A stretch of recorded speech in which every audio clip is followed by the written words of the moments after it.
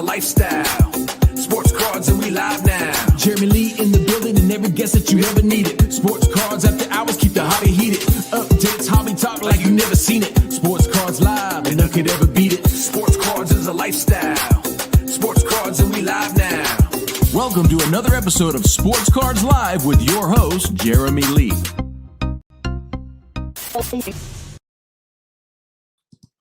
What is up, everybody? Welcome. Episode number 289 of Sports Cards Live. It is Saturday, November the 15th, 2025. And my name is Jeremy Lee. A few quick announcements before we jump into the show. Fanatics Collect Weekly Sports Card Auction Ending Watch Party tomorrow night here on the channel. Also, we did a great episode on Wednesday of Booth Mates, myself and Sam. We had some guests from the booth. It was a great show. Check that out. Check that out. Also available on podcast. We have a new quarterly show here on the channel with new channel sponsor, the Front Row Card Show, called From the Front Row. How creative was that? Episode 1 this Wednesday with founder Dan Bliss. Check out frontrowcardshow.com for locations and dates near you. Now, if you are thinking about adding a grail to your collection, check out Fund Your Cards, the hobby's top consolidator. They will help you finance your high-end purchases using your own cards. Visit fundyourcards.com and explore their proprietary client platform. And Mint Inc. delivers the ultimate hobby experience, from whatnot live streams to auctions to grading breaks and a full retail store just north of Toronto. They do it all, and they're buying collections 7 days a week. Click the link in the description below and use the promo code SCL5 for 5% off your first purchase. Worldwide shipping, shop online, Mint Inc., where collecting comes to life. That's their motto. Looking to sell your vintage collection? Leighton Sheldon of Just Collect, who will be on with us a little bit later, offers competitive and transparent valuation and payment process and would love to speak with you. You can email him at leighton@justcollect.com. GP Sports Cards is your go-to for hockey breaks every Wednesday and Friday here on YouTube. Visit gpsportscards.com for breaks and product drops. Chronosio is offering flexible pricing. Guys, check out Chronosio, home.chronosio.com. Manage your collection smarter. And if you would like to sell your cards on eBay but skip the hassle, message me on Instagram or email me, jeremy@slabsharks.com, and I'll help you consign your cards with Slab Sharks. Check out the Card Ladder affiliate link below if you are not yet a monthly user of Card Ladder. Check it out. As you know, Chris Hodge, one of the founders, he's our closer. He will not be with us tonight, but he will be with us back next week. He is at the Lakers game at Milwaukee as we speak. And don't forget, this show is available on Spotify, Apple, wherever you get your podcasts. Follow for free. If you're enjoying this content, or even if you're not, leave a rating or review. It really helps. Huge thank you to all of you who are always here enjoying this. Podcast listeners, thank you to you too. If you haven't already, please subscribe. Or don't. It's up to you. As always, your comments and your questions are in play. Let's get to it and bring out our good friend, my good buddy, Joe Poirot. Are you still seeing two of me, Joe? I might be, but it might be on my end. I don't know. What chat? Do you see like 4 of us or 2x2? Everything's looking good. Everything's looking good in the. Okay. No one's saying in the chat, but hey, buddy, listen. I missed you last weekend. I was at Toronto at the Expo. I missed this studio. I missed this chat. I missed you. How are you, bud? I'm doing real well, thanks. And yeah, I was definitely envious of you all having fun up there in Toronto, and it looked like a good time. Everybody was talking about how wonderful it was. So I'm glad we're finally reconnecting, though. There's been a lot going on.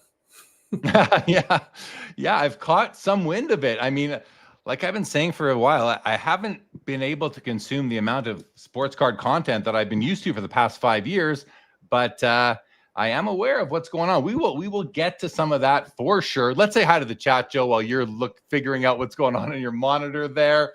We got Carl Taylor from Pasadena waiting for Strongsville. Can't wait to see you there. Laura, good evening to you. Chris C., we are here to chill. What's up, Kevin Hawthorne? We got Tony, Southern Collector, in the house. Dino Lacobo, what's going on? Called Shot Cards. Midlife Greg of Midlife Cards. What's up, buddy? Midget Mullet. Looking forward to the show for the last 2 weeks. Wow. Good to have you here. Jacob Dahl, good evening to you. Brad's Vintage. That is quite a side-eye. What's going on, Brad? Good to see ya. Sammy Hill, what's shaking? Thank you. Jayhawk. Splenda is here. Rob Starr is here. We got Latrell Spreewell in the house. 90s Auctions Josh, who will be joining us later. Willie T. Mookie Chilson. He's ready for Jeremy's Appendix F. I'll tell you guys all about it. Tonight's a night.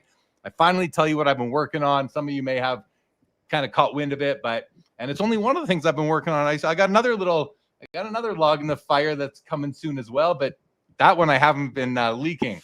Thorson, what's shaking, buddy? Good to see you. Laura, popcorn, floaties, and swimmy fins at the ready. SoCal Rain, good to see you. Sundin, what's going on? Jets and Flames are starting. Do I hate when they play? I still hope for the Flames, Thorson. I hope for the Flames, but the Jets are my second team. Yankees fan. We got Curmudgeon. We got Stale Prod. We got Gordon Windward. What's going on? We got Turner. Oilers win plus SCL. Great Saturday night. Skeppy in the house. I'm wearing one of Scott's shirts. Play Ball Sports Hall of Fame. Picture story cards. Rain Studio shirt. Double D. What's up, Dylan? Good to see you, bro. We got Boozle. We got Royals. We got Dan's Vintage. No more Saturdays can be missed. Yeah, I know, Dan. That's my bad for sure. So Josh from 90s Auctions, he was hanging out at the booth with me last week, and we had so much fun. Ron Fig, good to see you back. Piccolina, good to see you. Gostella is back. Haven't seen you for a while, I don't think. Vintage Collector, thank you. We got Bringing the Heat. We got producer Louie from the Gong Show. What's up, Louie? We got Boozle. We got Chris. We got LGC. A defensive howdy to you too. And Foul Ball is here as well as usual. Welcome, everybody. Thank you for being here. Joe. So, All-star chat already. It's a huge chat so far. I'm glad everybody's here, especially take a weekend off to go to the Toronto Expo. Miss out on a lot of what's going on in the hobby chatter world, Joe. There's lots there. So tonight's show, guys, here's what we got. We got me and Joe for the next 40 minutes or so. Leighton's going to join us at 1:45, and then he's going to stick around for about 45 minutes or so. Then we got Dan from Dan's Vintage coming on. He's going to come on for about an hour. And then we got Josh coming on. And Joe, maybe you come back later if you want. It's up to you. Leave that up to you. Oh, one more thing I want to mention. This is kind of different. And a gentleman who I know is an OG, I believe, in this hobby, but I wasn't very familiar with, but his name's Brandon Steiner. I think some of you have heard of Steiner Sports over the years. Well, they reached out to me and said, hey, do you want to interview him? He bought a big collection. I said, well, I mean, okay, sure. Like, let's have a chat. So I actually had I recorded an interview with Brandon Steiner just 2 days ago, and I'm going to get that up on the channel here this week. It was a great chat, actually. Where'd Joe go? There he is. It was a great chat with Brandon Steiner. So that's going to release here on the channel. I'll probably drop that on Wednesday. Just going to go through and do a little bit of cleaning up of that. But that was a fun chat. So check that one out. But Joe, you've got some card talk going on. You got some things happening. You've picked up some great cards that you want to maybe share. You've also had some grading results, which I think we put on the thumbnail or in the title here.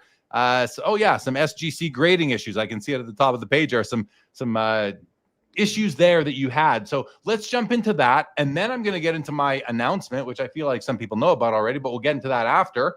And then we'll go from there. So what do you want to talk about first? 'Cause I've got some of these cards loaded and ready to go. And maybe before you do that, let me just say hi to Bobby Burrell. We had a great chat the other day, Bobby. It was good to see you at the expo. Lots of people saying defensive here in the chat. Chrissy says the hobby needs less drama and fraud if it is to be tempting to new collectors. And Hoff Signed Rookies is with us. Okay, let's talk some cards, Joe. What do you want to talk about first? I'd like to talk first about the Isaac Murphy card. Okay, let me bring that up then. Should I put it on the screen, or you want to tell a story first? Why don't you decide when to put it up? I'll start with the story. So this goes back maybe 3 or 4 months ago, where our friend Greg Miller of Midlife Cards he and I were chatting, and he got into a card that he had been looking for at least 2 years, and he had a saved search, and all of a sudden it popped up, and he sprung like a cat and picked it up, You can just see Greg, Greg springing like a. And, he pulled the trigger, smashed the bin, and that's all she wrote, acquired the card. And then he was showing it to me well in advance of his public reveal, which happened maybe a month later. And I was blown away because I did not know the story of Isaac Murphy. And he directed me to a Collector's Dream Orlando's channel, which if you haven't gone over to Orlando's channel, it is an encyclopedia of sports card history and non-sports card history. Orlando does a fabulous job of expostulating on all manners of cards from all different eras.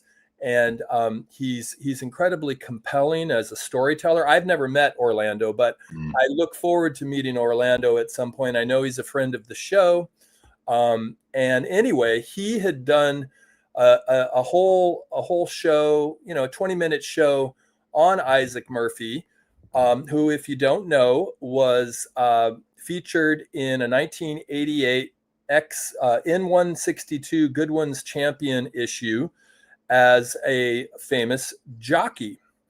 And the thing with Isaac Murphy was he was the first black jockey to essentially become incredibly famous within the horse racing industry, which in post-Civil War era was one of, if not the most popular sport.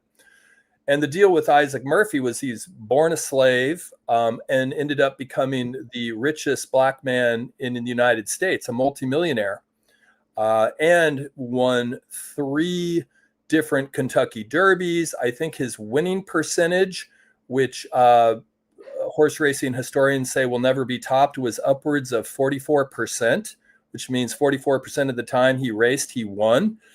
He was incredibly dedicated and apparently just a stand-up person in all respects in the midst of, this is going back to a time when, it wasn't just racism. It was slavery, right? So head on over. Hopefully Jeremy can put the link to Orlando's YouTube channel there in the chat. And I shared that with you earlier, Jay Lee. Maybe when we wrap up the thumbnail, we can include it in there somewhere because I'd love Orlando to get some views.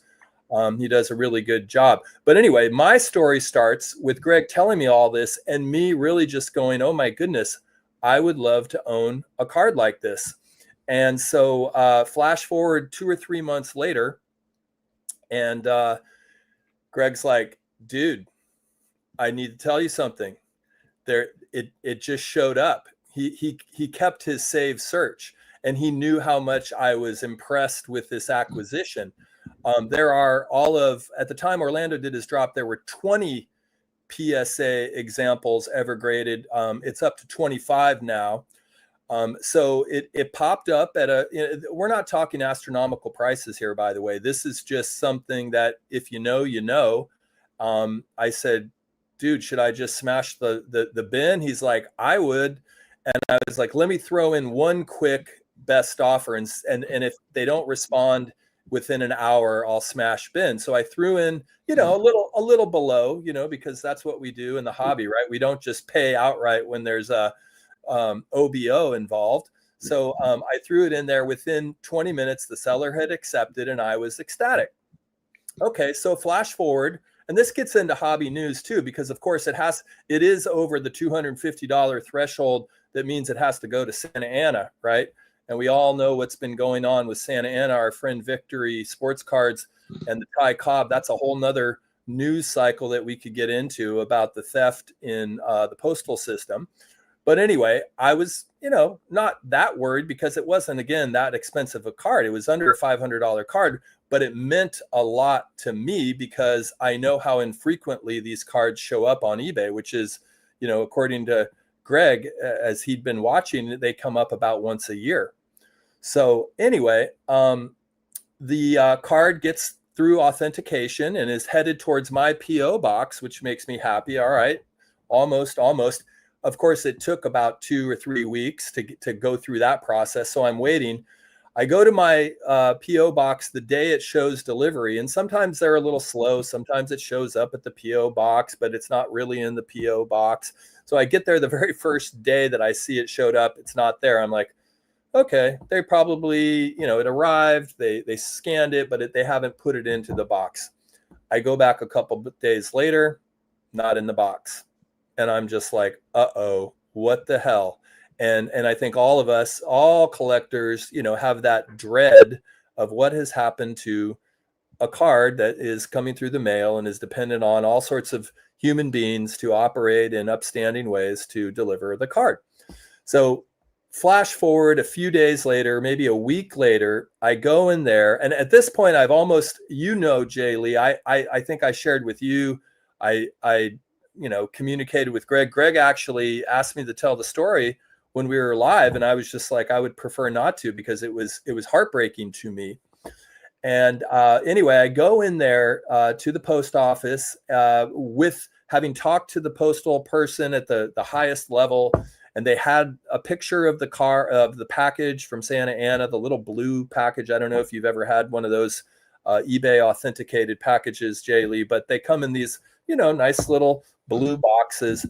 Anyway, I'm like, the card is here somewhere. You need to check the other boxes around my PO box. And the guy's like, no, that wouldn't have happened.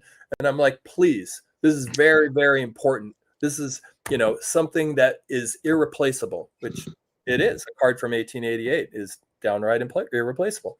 So anyway, he went ahead and did it, and he found it. He came out with the little blue PSA box. And so now I have it in my hot little hands. This Isaac Murphy card, it's a beater, but 1888. And I'm just incredibly stoked. And I want to give credit to Greg for assisting me. I know that he probably would have been happy just to grab a second one. And I know he may have even compromised some of his relationships with some of his other friends who I think also perhaps covet this card. So thank you, Midlife Greg, for doing me a proper and helping me get into this. And that's my Isaac Murphy story. Well, first, congrats on getting the card. Congrats on finding the card after, winning the right to own it and paying for it. But thank you for educating me and us. And thank you to Orlando, and thank you to Greg. I mean, it's like, I didn't know that I'd never heard of Isaac Murphy until you told me about the card and the story. But that's what I love about this hobby. There are always things to learn and to discover and to inspire you to collect. And that happened to you, and now you're going to do it for some others. I have a question. Does Isaac Murphy have any other cards in his? Yeah. Why don't you tell us a bit about that? And I haven't fully researched this, but there are a few other issues, and I'm not sure if this would qualify as his first, a rookie. Maybe somebody in the chat, if Orlando's out there, he might know. He's but here now. Yeah, the idea that it could be, we'd need Victor perhaps to assess whether or not this. This isn't just a pre-war card. This is almost like a post-Civil War card. Like, this is how you look at it, because he was living in the Civil War era. And but I don't know for sure. But I've searched on eBay, and I've seen a few other cards, like one or two, and they're not cheap either. But I do fancy this one. It's got the horseshoe, kind of upside down horseshoe over him, which again. I don't know if that's bad luck to have the horseshoe upside down. He did die early. I think he died at the age of 35, but accomplished a great deal, and truly a sort of, I don't even want to say rags to riches, because it's above and beyond that. Yeah, such a great story, like sort of a Jackie Robinson before Jackie Robinson sort of thing, just with not as popular of a sport. And I know you can relate to this too, Jay Lee. Like, I've been collecting a long time. I'm lucky enough to have a lot of great cards. This immediately catapulted into the top 20 cards, not because of value monetarily, but because of the scarcity and the story behind the card. So that's what I'd encourage everybody to consider is it's not all just about the monetary value of the card. There can be a lot of other components, how you acquired it, who helped you acquire it, the story of the athlete or human being that's featured on the card. There's a lot more going on than just the monetary value. Yeah, the story, the history, all of the significance. It's amazing, man. Let's go some comments from the chat on this one, because Game Time says Isaac Murphy is definitely a GOAT. Double V, what's going on? Double V Mike, Colin, Hockey Card Exchange, good evening to you. Piper Mac is here. We've got, Splenda says the big announcement is Jeremy's finally interviewing Bob Boozle. Boozle, reach out. I want to make that announcement. What is up, Colin? Hockey Card Exchange. Game Time Gallery said Isaac Murphy was pushed out of horse racing because the horse owners were getting pressured to hire white jockeys. Murphy is a forgotten hero. I mean, that's big deal right there. There's Orlando right there, everybody. Orlando, I don't know. We were talking about you before you came, so but there you are, buddy. Welcome to the show. Brett, how are you? Dan says, I no longer speak to Greg over the Isaac Murphy incident. Greg says, for the record, I stayed positive that it would be fine. Pumped that you have it, Joe. Mookie, what's going on? Joe Poirot in the winner's circle. Piper Mac, great story, Joe. Congrats on the card. Bobby Burrell said the story of the card and Joe's story around acquiring the card make for the best cardboard stories in the hobby. Mookie says that Mike Petty has an Isaac Murphy kaboomy, I believe. That's good. Yeah, Orlando, so glad you guys know Isaac Murphy. Tony says, I love collecting stories and scarcity. Chris says, an incredibly important figure also is Curt Flood. Curt Flood. Boozle. Laura says that awesome follow through, Joe, in pursuing your card. Very good. Very good. Okay. Do you want to now talk about the other card story that you have? Well, we could jump to the SGC if you want. I mean, I know this is somewhat controversial, and I have mixed feelings about unearthing my latest grading submission, but sure, let's go. Okay. All right. So, well, what I'll do is I'll show the cards and then you can tell the story. How's that sound? Sounds great. Okay. So Joe received back a SGC submission, including this night. They're all 1973 tops. Bert Blyleven here. It's an SGC 4. He got back a Jim Palmer, which is an SGC 3. And just to look, I mean, these things look like 8s from here. That one as well. There's the Don Baylor, an SGC 3. I mean, from what I can see here, Joe, I mean, sharp edges and corners, great centering, great color. I mean, they just look great. Dick Allen in a 4. It's got a fisheye right there. Maybe more off center to the left, maybe some slight tilt, but good edges and corners. And of course, we're just looking at the front of the cards. But so tell the story. I mean, I think, and just to lead you into it, I think part of the problem was that you have other copies of these cards from this same set, from the same collection. You've had these since 1980, and those cards were graded, but a long time ago, and I believe by Beckett Vintage Grading, and they're all 8s and 9s or 8s or 7s to 9s, whatever they are. I'll let you fill this in, but why don't you tell us, why are these only 3s and 4s, or is something going on at SGC? I mean, did SGC give all the SGC graders over at PSA now? Are they getting the new trainees over at SGC? What's going on? What is your thesis on this? Well, I'll get to my thesis, but the story unfolds in the late 70s. I was a card collector, believe it or not, and I ordered by the mail a 1973 top set, which I believe was collated through, I believe they accessed sort of vending boxes, if I'm understanding it correctly. They weren't quite factory sets then, but there were vending machines in the 70s, and they would take the cards that did not sell in the vending machines and collate sets and then sell them in magazines. So I had a 1973 complete top set. Flash forward to the mid-aughts, say 2005, 2006, I graded a number of them. with BVG, this is the old BVG label. This is an 8 with Orlando Cepeda. This is a 7.5 with Roberto Clemente. Here's another 7.5 with Willie Mays.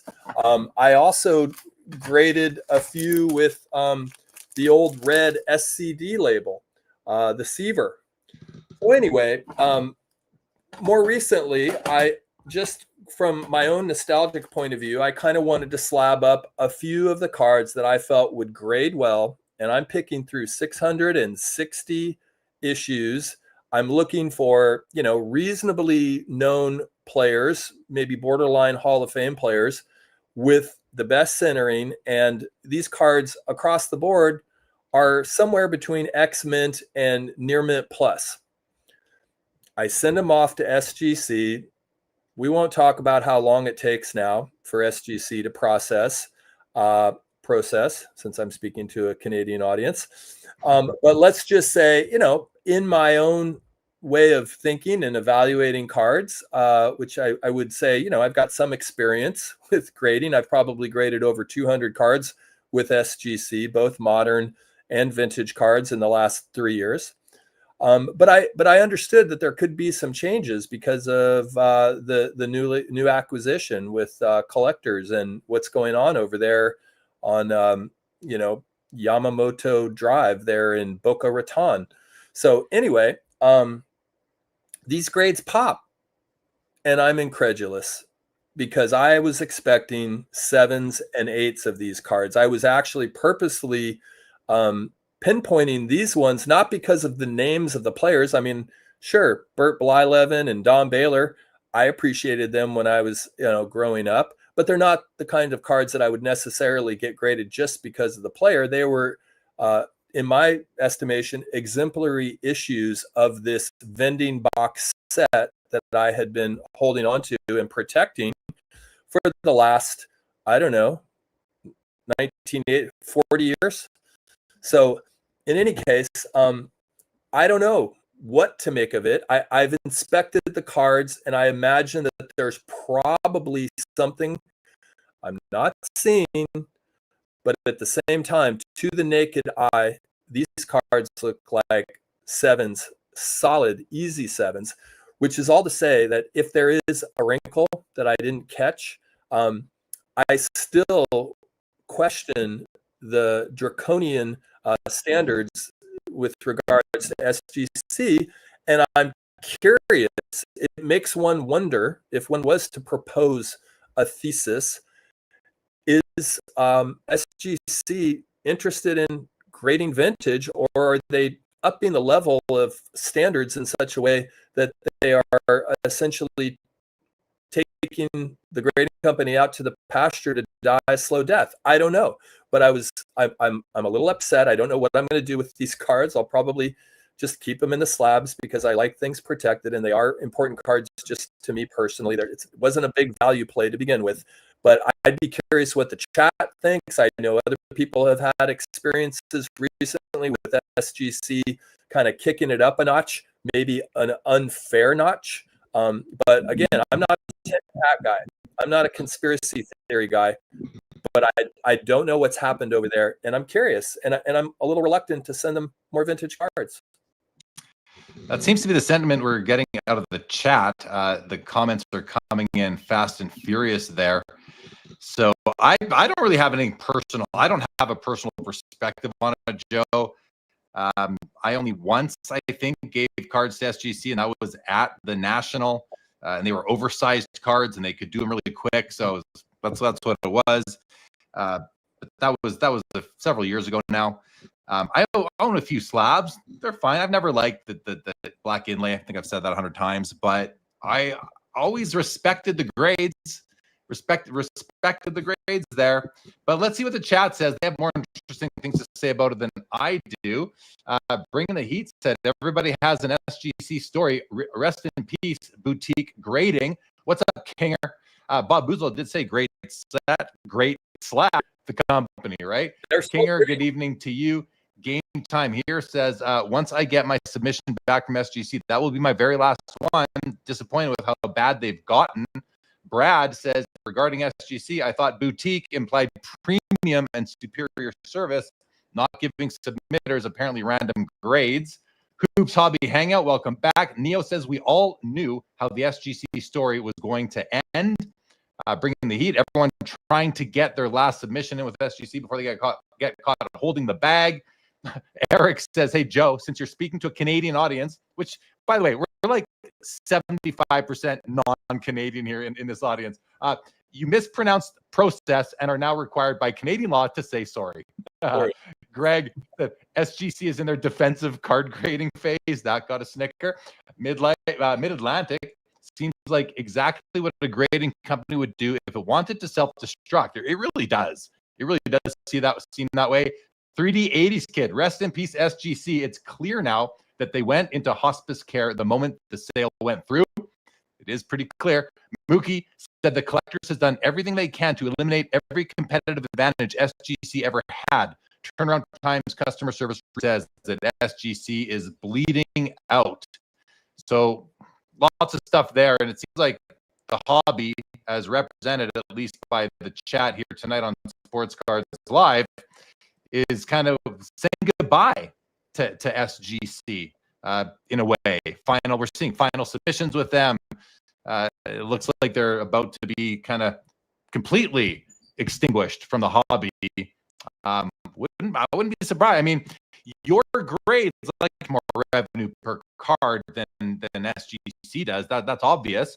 Wouldn't you put your best graders on your highest revenue producing service line, being PSA? Wouldn't you take those great graders that SGC had and just bring them over to PSA and maybe put the young trainees over there at SGC? I don't know. I don't run the company, so I'm not saying they did that, but it's a plausible explanation. What do you think about the comments from the chat? I mean, to me, I have appreciated SGC for a long time, particularly in the realm of vintage. So it's sad to me that, we are essentially, it's being reflected to us that, use at your own risk. And I don't want that to be the case. I want there to be an alternative to PSA for vintage cards. And I don't want to make more of this than the cards themselves. But I have heard this experience with others. And I think it just leaves us in an interesting space and time, so much as options are nice, competitive comparisons and people being able to make a choice in anything usually leads to greater outcomes. So I don't know. I'm a little flummoxed. I'm still processing it. And I've got a lot of beautiful cards and SGC holders that I'm not going to crack out of. So, the card is the card, regardless of what holder it's in. But it hasn't been an easy time, I think, for those of us who have a connection with SGC, much less, a lot of assets in SGC slabs.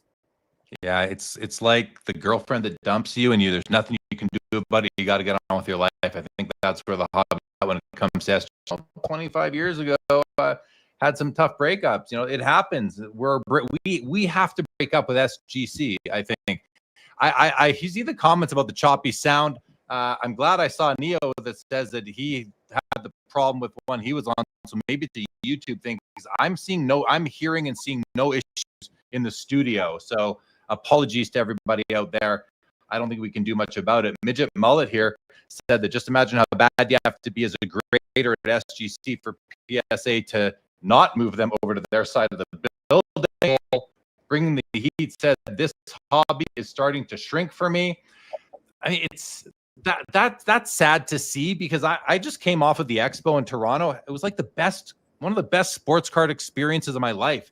It was so good. There were so many collectors. Everyone was having a great time. Money was flowing. Deals were happening left, right, and center. Record-breaking attendance. The hobby feels so healthy. at least at the Sport Card Expo. It's sad to see that it's shrinking for people. But hey, that's what happens when there's issues that we don't like. AP Card says it seems unlikely that collectors, the company, would want their new investment to bomb. More likely, existing SGC management have stopped trying post-sale. I don't think that's it at all, AP Cards. I think it's the former. I think collectors just doesn't care about SGC. They didn't acquire SGC for the revenue. They acquired them.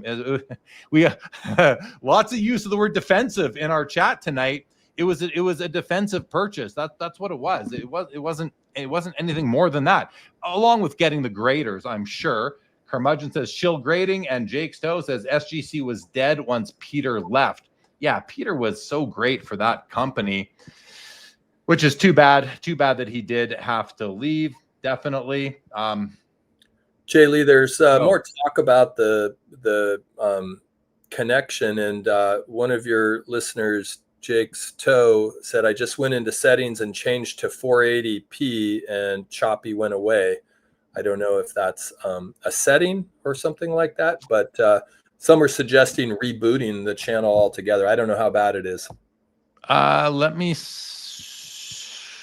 Well, now I'm going to explore some settings here, and I don't even know if I'm in the right place for that.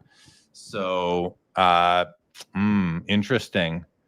Yeah, I don't know what to do about that. I don't know if I can change the broadcast signal while I'm midstream. I don't see it when I bring up my settings. So how about I leave and come back and see what happens? Because I have this weird double screen thing, and I'm worried. Well, these other guys are changing now. So why don't you guys change and we will continue.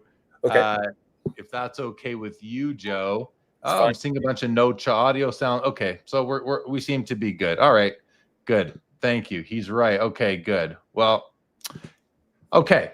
So, yeah, SGC. I mean, listen, you got to get over her, everybody. You got to get over her. I got a couple cards in those slabs. I got to get over it too. The card, just because the company goes away doesn't mean the cards have changed. Those cards in those slabs are still the same, but their values may not be, because that's just the way this hobby operates. We put more value into the slab than we put into the card itself, and I think that's a function of a lot of, since the pandemic sort of thing, and a lot of famous celebrity influencers in our space pumping up PSA along the way versus the others. But I mean, hey, PSA also provides you with the guarantee. You don't get that really anywhere else. There's value to that. There is. Like, I feel security knowing that the cards I'm buying, and the best part for me is that somebody else paid the insurance on it. I don't have to pay the insurance. You guys who are submitting cards are paying insurance for the people you're selling the cards to. Keep doing that. It's good for me, a secondary market buyer. I don't have to pay premiums. I don't have to renew.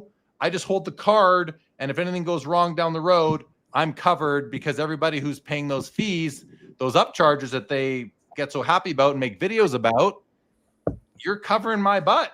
So thank you. And I am, I guess, willing to pay a bit more for it, but I still don't pay the grade premium, because I just still don't necessarily, like, listen, I've said a few times, I don't respect the grades that come out of PSA. I consider them, I look at them, but I'm looking for undergraded cards relative to what they look like. So please keep on paying my insurance premiums for me, and not just me, everyone who buys cards on the secondary market. You're doing me a total solid. I mean, a total solid. I came out way ahead when I had to make my claim. So keep on paying those up fees, guys. I love it. I love it.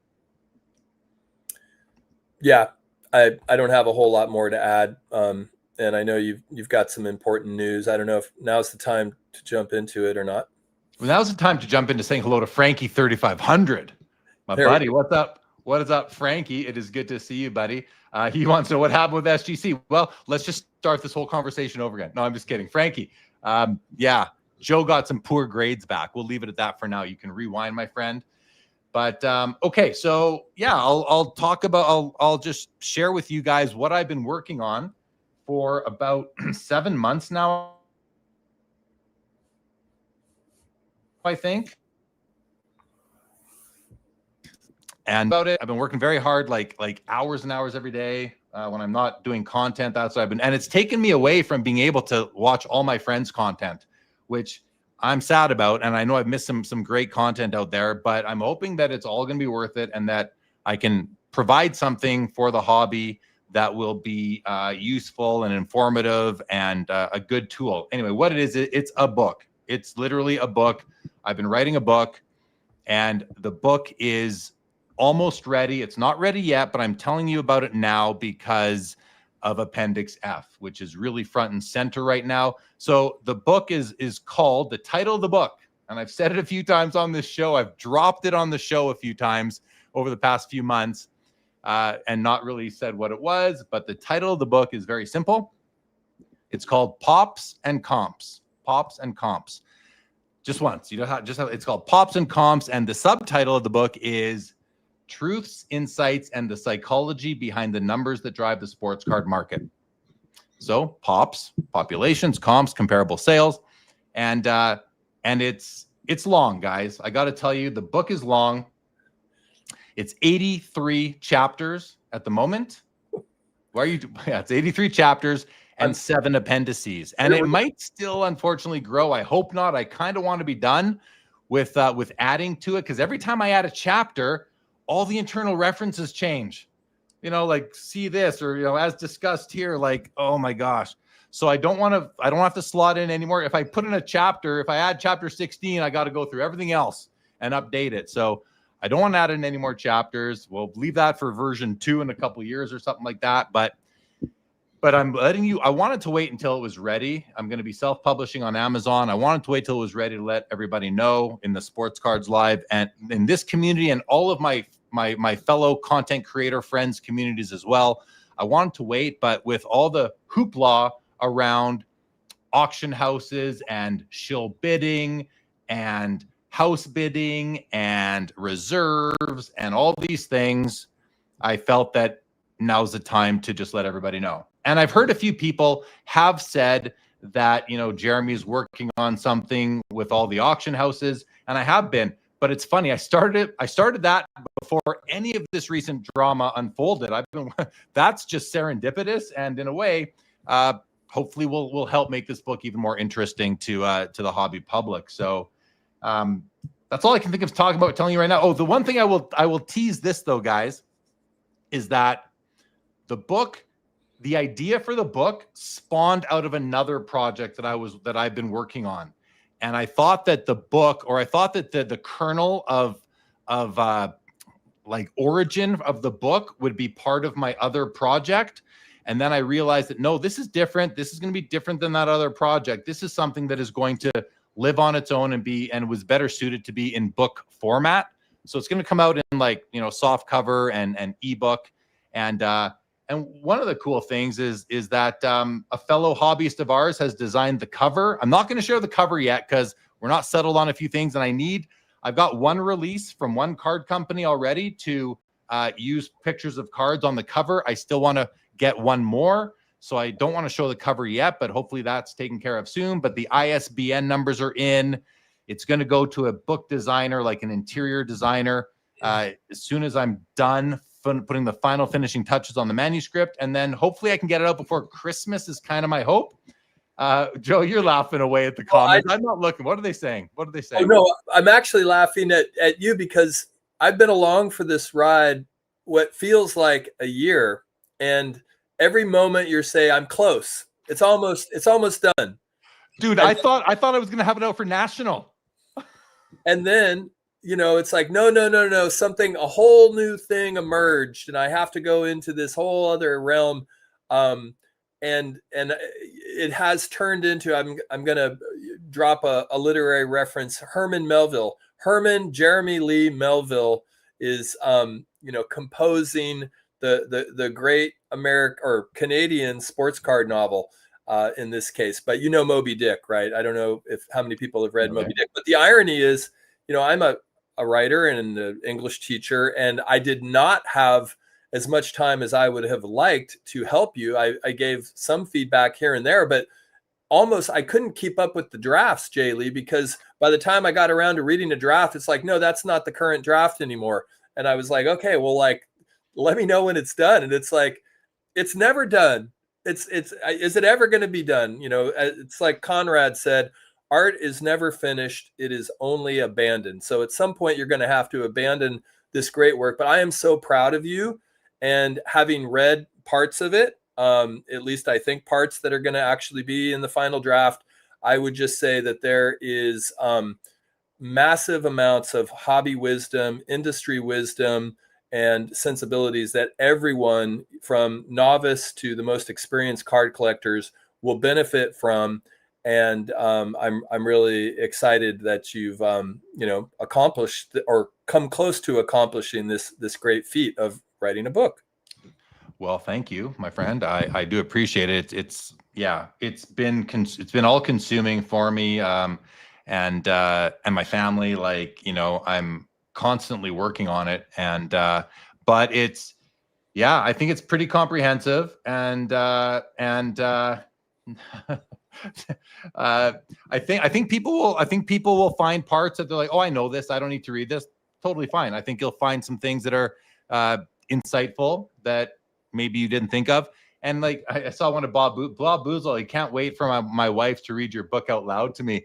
I think the book will be great for some people who want to kind of fast track their knowledge of the hobby, and just learn from all. It's not just my experience and my knowledge. I mean, this is based on 300 interview shows and 500 more live streams and all the conversations I've had along the way and all the content that I've listened to along the way, from some of the content creators that I listen to and whose opinions and insights that I find value in. There's some people might even find their own names in the book, as far as things that they've contributed to the hobby in ways as well. So I'm excited. I just want to get it out already. Like, it's been going on for so long in my own head, Joe, and you too. So Neo, he's going to buy the book at 75% comps. Appreciate that, Neo. I mean, that sounds like you're overpaying right there. I got to tell you, I think you might want to rescind that offer right there. Orlando, huge book, but I'm buying. I appreciate that, Orlando. Frank says, where and when can I get a copy? Soonish. It'll be on Amazon. Bob Boozle says, is the book for dummies? No, this book is definitely not for dummies. And I did look at the Sports Cards for Dummies book at times just to see if I was doubling up on anything. And I can tell you that and I have that book, their Sports Card for Dummies book, there's like almost no crossover there. This is all stuff that you're not going to find in that book. I can almost guarantee you that. There are some pictures in it to illustrate some points that I make along the way. And I'm sorry, I can't read. There's too many comps. But I do want to thank Sundin 564. He says it was the best of comps. It was the worst of comps. That would have been a good name. That's too. Good. Yeah. Two cities. Yeah. I mean, so appendix, what was it? F. Yeah. It's like area 54. It's like this new thing.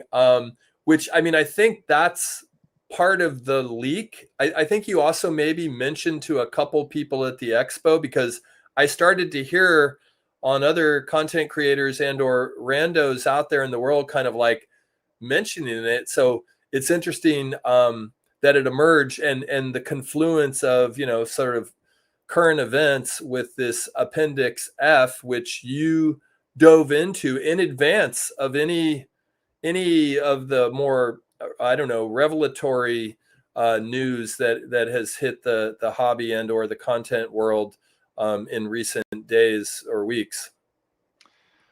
Yeah, well, I'm excited. I'm excited. Like I'm excited. I gotta say, I'm proud of it already. Like there's been a couple people have given it a look over, provided me with some feedback, and even motivated me to take it to other levels. Like I thought I was done at a 22,000 word manuscript back in like July or August, I think, and it's now like over 4 times as long. Like I thought I was done, No, wait a second. Nope, not even close. And it just keeps on. Like I'll go for my nighttime walks, and I'll be listening to a podcast, whoever's podcast it is. Iowa Dave or Stacking Slabs, or I don't want to leave anybody out. So I'm just going to stop there and not say anymore. But listening to some podcasts, and they'll mention something like, that I got it, that thought pattern, that point, that bit of knowledge, I need to work that in. So, it's not, I got to thank a lot of people for helping me come up with and just remind me of things to include. So let's bring Leighton on the screen, though. He just joined us in the back. Leighton, you good to go? All right. What is up, buddy? Welcome to the show. And how are you? Oh, good. Thanks. How are you guys? Well, thank you. Doing well. I just I don't know if you heard, but I'm going to be publishing a book, hopefully before Christmas, on Amazon. And so I was just letting people know about that. I don't know if you knew about that. Did I make mention of that? Yeah, you told me when we were preparing a few different times for Vintage Spotlight. I'm very excited for you, and I think it couldn't come at a better time. But, candidly, Jeremy, I know this. It's going to be evergreen. So whether it be you came out with it in 6 months or a year, it's going to be good for a while, and you'll update it as you see fit. Yeah. And it will, most of it will be, but not all of it. This hobby moves so fast. That's what I mean. Exactly. Exactly. You don't have to be married to it, but I think it's great. And honestly, I guess maybe this is a plug for Fanatics to give you some money or of some kind, maybe to buy some of it from you. But the point is that right now, to me, if I'm Fanatics, this is a win, because you can't come out necessarily like all the time with the rules and such. So I think it's great that someone who's enthusiast, who's passionate as you, Jeremy, I'm really excited for not only for you as an individual, but also the hobby. I think it comes really at a much needed time. So it's great. Well, thanks, man. I appreciate it. And I hope people like and they see value. And, even if you see that, and even if you just see one little idea, that one little insight that you didn't think of before. It's about the value. It's about the value. And right now we could all use value. Yeah. So that's great. Yeah. Lots of comments, guys. Thanks. Like I appreciate the support. I don't know. I didn't know what to expect. You just don't know. But like Rob Starr, thank you so much. Says looking forward to getting a copy. Kinger, did the Joe Jackson acquisition make it into the book? Yeah, it's the Joe Jackson, my acquisition of that, and part of the story is in there. It's not just about me talking about a card. There's a reason for it being in there, along with other cards that aren't mine are talked about for various reasons. Bob Boozle, I've launched a hobby book repack. Jay Lee book is the chaser. Richie, thank you so much. Neo says, are you allowed to bid on your book? It's not going for auction, guys. It's not, I promise you. I don't think it will. Piper Mac, congratulations. Thank you, guys. Thank you, Craig's Cards, Daniel Brown. I appreciate it. But it's not out yet, so hopefully you guys like it when it comes out. And I think you will, but we will have to see. Someone said, Chrissy, what is this all about? Or what is the book about? What does Tony say? I'm sure the book will be great. I can't wait to pick it up. Thanks, Tony. Thanks, Mike Double V. So I'll tell you what, like I said, it's called Pops and Comps, and it's got 6 parts within it, and each part has several chapters, and then there's the 7 appendices. There's probably more front matter than a book needs, and maybe even some more on the back end, but I do include my origin story just so people understand the person behind the book. And then part 1 is just kind of laying the foundation. Part 2 is called Pops, and it's really all about population reports, but it's all about grading as well. It's my one of the early feedbacks I got from one of my helpers was, you're saying some stuff about, this is your opportunity to say everything you ever wanted to say about grading. And so I took that to heart, and I thought, well, maybe this should become like the definitive guide to grade. And I thought, okay, definitive is a big word. I'm not saying it is, but I strived for that. I want it to be that, but I'm not saying it is. That word does not appear. I'm not putting it out there as that, but I want it to be. And then part 3 is comps. Part 4 is called integration, bringing pops and comps together. Part 5 is called demand drivers. So it's all the different things that help bring demand and value to cards. So it's value, demand drivers. And part 6 is called, it's called psychology. So it's a whole bunch of, it's probably the longest, maybe the meatiest. No, they're all pretty meaty. but it's got a whole bunch of things in there too. And the appendices are very full, and I think going to be really interesting and helpful, including Appendix F, which Appendix F, I'm just going to read you the title of it. I'm going to bring up the manuscript on my other monitor here. In Word, I'll tell you guys, in Word, we are looking at, it's taken that long to tell me how many pages it is, but it's just under 85,000 words right now. And it's not even telling me how many pages it is. But the Appendix F is titled, sorry guys, I'm getting there. It's long. It got longer. I reformatted it today, actually. It's called, Appendix F is called Auction House Reserve, Employee Bidding, House Bidding, and Shill Bidding Policies. Now, again, keep in mind, this was happening before the recent drama around the Patrick Ryan, self-exposing story post and the subsequent podcasts that were done with Dr. Beckett and all the fallout from that. This was all in the works before that, which is kind of nice, I guess. But anyway, I'll stop there. Leighton. I'm a little wired. Like, I'm very excited, guys. I've been working. You should be. You worked very hard on this. I've got hundreds and hundreds of hours into this thing, and so yeah, I'm excited. But I'll tell you one other thing, guys. I'm maybe even more excited for the other project I'm working on, which is I'm not going to. Hardly anybody knows what it is, but I'll tell you this: I'm working with a software development company. The MVP for this web-based app will be ready like next Thursday. I'm meeting with them to deliver it to me, and then I'm going to go into beta with some testers, and then hopefully it's good to go in the new year, maybe by like February 1st. And what I'll tell you about this thing I'm working on is that no one's ever done it before. It competes with nobody who does anything in this hobby, and it's something that everybody, if they want, could use. So I'm pretty excited about that too. All right, that's it. That's all the hints you're getting right now. Anyone, Joe, Leighton, take the mic for a few minutes so I can just settle down now. How you been, Joe? I'm doing well. Thank you. How about yourself? Good. Jeremy, congratulations. Really very exciting. And like I said, I think it comes at a good time in the hobby. For me, right, Joe, there's like so much drama. And I think I saw, was it Mike from Junk Wax Hero was interviewing Yank's chick? She goes by is maybe like her Twitter or IG name.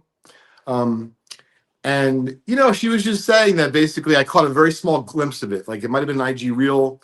And I think Mike was asking me about hobby drama. She gave a great answer. So I hadn't seen my son in a couple of days. I came back this afternoon, excuse me. And it was something to the effect of, she's like, I'm a mom.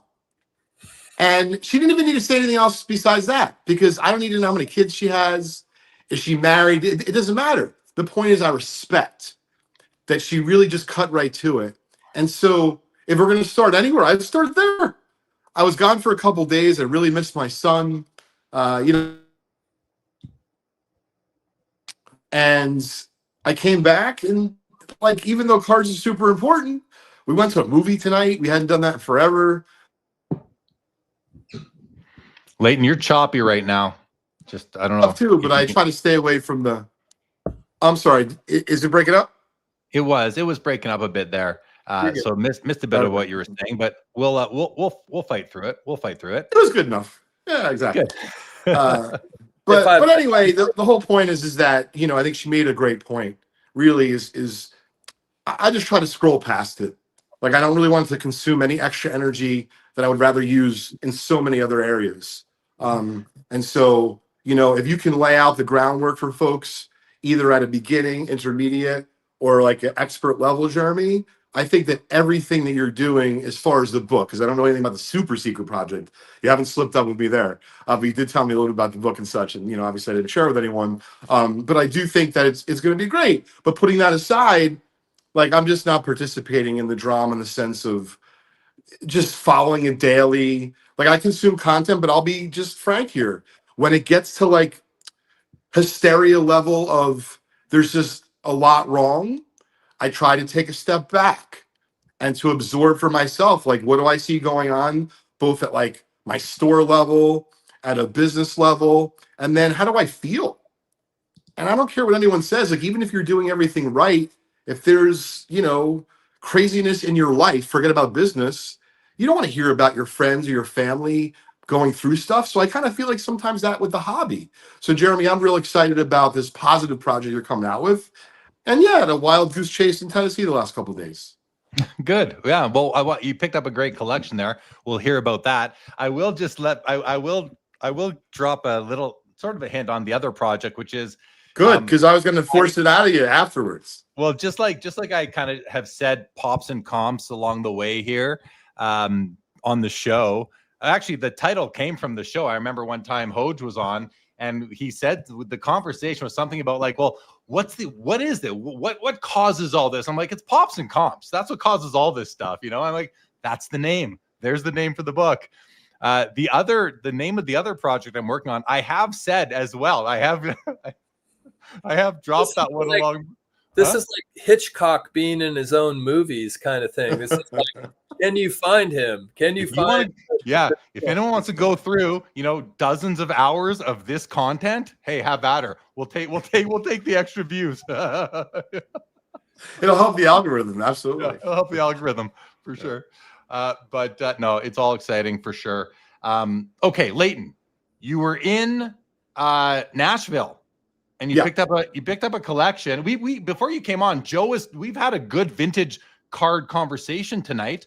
Tell us a bit about the collection that you picked up in Nashville. And is it going to be available on Just Collect? What's the story? I mean, I appreciate the plug and all that, but I'm kind of disappointed I missed this good vintage conversation. What was it about?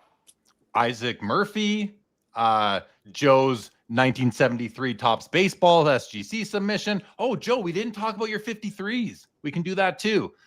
We can do that if you want. Maybe when you Joe, come are back you working on a 53 set? Not a set, but a flight. A flight. I like that. I mean, you got to make T-shirts, man, or talk to Reindeer Studios. Get them to make a T-shirt. Yeah. No, my flight is. I mean, it's not that exciting, but I mean, if you wanted to flash them up real quick, people know I've done a little consolidating, and this kind of emerged organically. I've always liked the 53 top set, but I've never really pulled in the big. I've had them at various points, and I have a couple Beater Joe versions. But I was lucky enough to acquire a very nice Satchel Paige, a pretty nice Jackie, and for the grade, a nice Mickey. So those are the three I targeted, and that's my flight. Can I show them, Joe? I have them ready. Joe, that's awesome. By all means, yeah. Look at that PSA 1 1953 Topps Mickey Mantle. Look at that image, beautiful. It's got issues. It's a 1, but it's a beautiful card, Joe. It's a beautiful card. As far as I can tell, there are no creases. Obviously, it's got a shift top to bottom in terms of centering, and it has some discoloration that I think might be a byproduct of either being stored in a place where there's smoke or in some other way toning it. But to have a 53 mantle without a crease, I'm pretty excited with a 1. Very nice card. Let's see the next one. Jackie, 53 Topps Jackie. Look at that. That's a blazer, dude. That's the Jackie. And I'm happy with the centering. And of course, with these 53s, there's different levels of registration and color saturation. And this one in particular, I think really pops. It's shiny. And that magic 4.5 grade. I don't know if any of you have owned a 4.5, but it seems to be a sweet spot for PSA to really sort of, sorry. Joe, no, I'm kidding. Congratulations, and you make a great point. Really, it's an awesome card. But to further your point, you're spot on. It's a wonderful card. You can get some really nice cards at that 4.5 level. It's crazy. Cool. Those corners are sharp. The edges are nice, even the black edges, and that's often where the most distracting flaws can be. looks super clean. The centering is great. Like this, it's a perfect card to own. And the last one, ready for the last one, or you want to say something more about the Jackie? No, I'm good. Here's the next one, and the last one, the final of the flight. Oh, PSA 6, 1953 tops, Satchel Paige. For all the listeners out there, Joe, what a look at that's another one. Look at the red borders. Leighton, look at that thing. I know you are. That's crazy, Joe. Congrats. Beautiful. Yeah, I have a 2 in this card, so I'm going to be moving that because this is the new mainstay, and I Satchel just doesn't have that many cards, right? Like between the Leaf and the Bowman, and then what are you left with after that? The 53. Doesn't have a 52 tops. He probably has, and no offense, I don't want to say oddball, but like he probably has a variety of other cards that we could consider.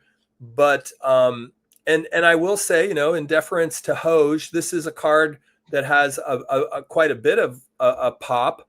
But when you start to really look at centering and registration and condition, things get pretty tight rather quickly. And to get in this case, you can see from my flight, the most valuable card, the Mantle, I got in a 1. The second most valuable card, just in and of itself, the Jackie, comes in a 4.5, and then the Satchel, which is the least. They're all valuable to me. I love them all, but I kind of did an upward differentiation in terms of price point, and I feel pretty happy about the combo of those 3 cards in my collection.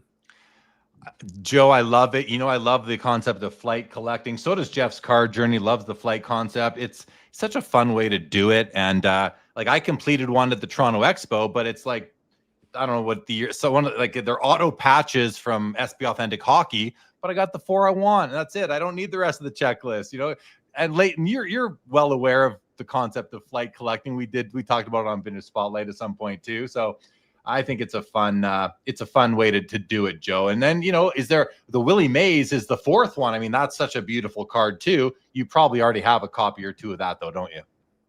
A copy or 2. Yeah. But yeah, we'll talk more about that in the future. I've got some movements there. Vintage oddball cards. Did I hear oddball?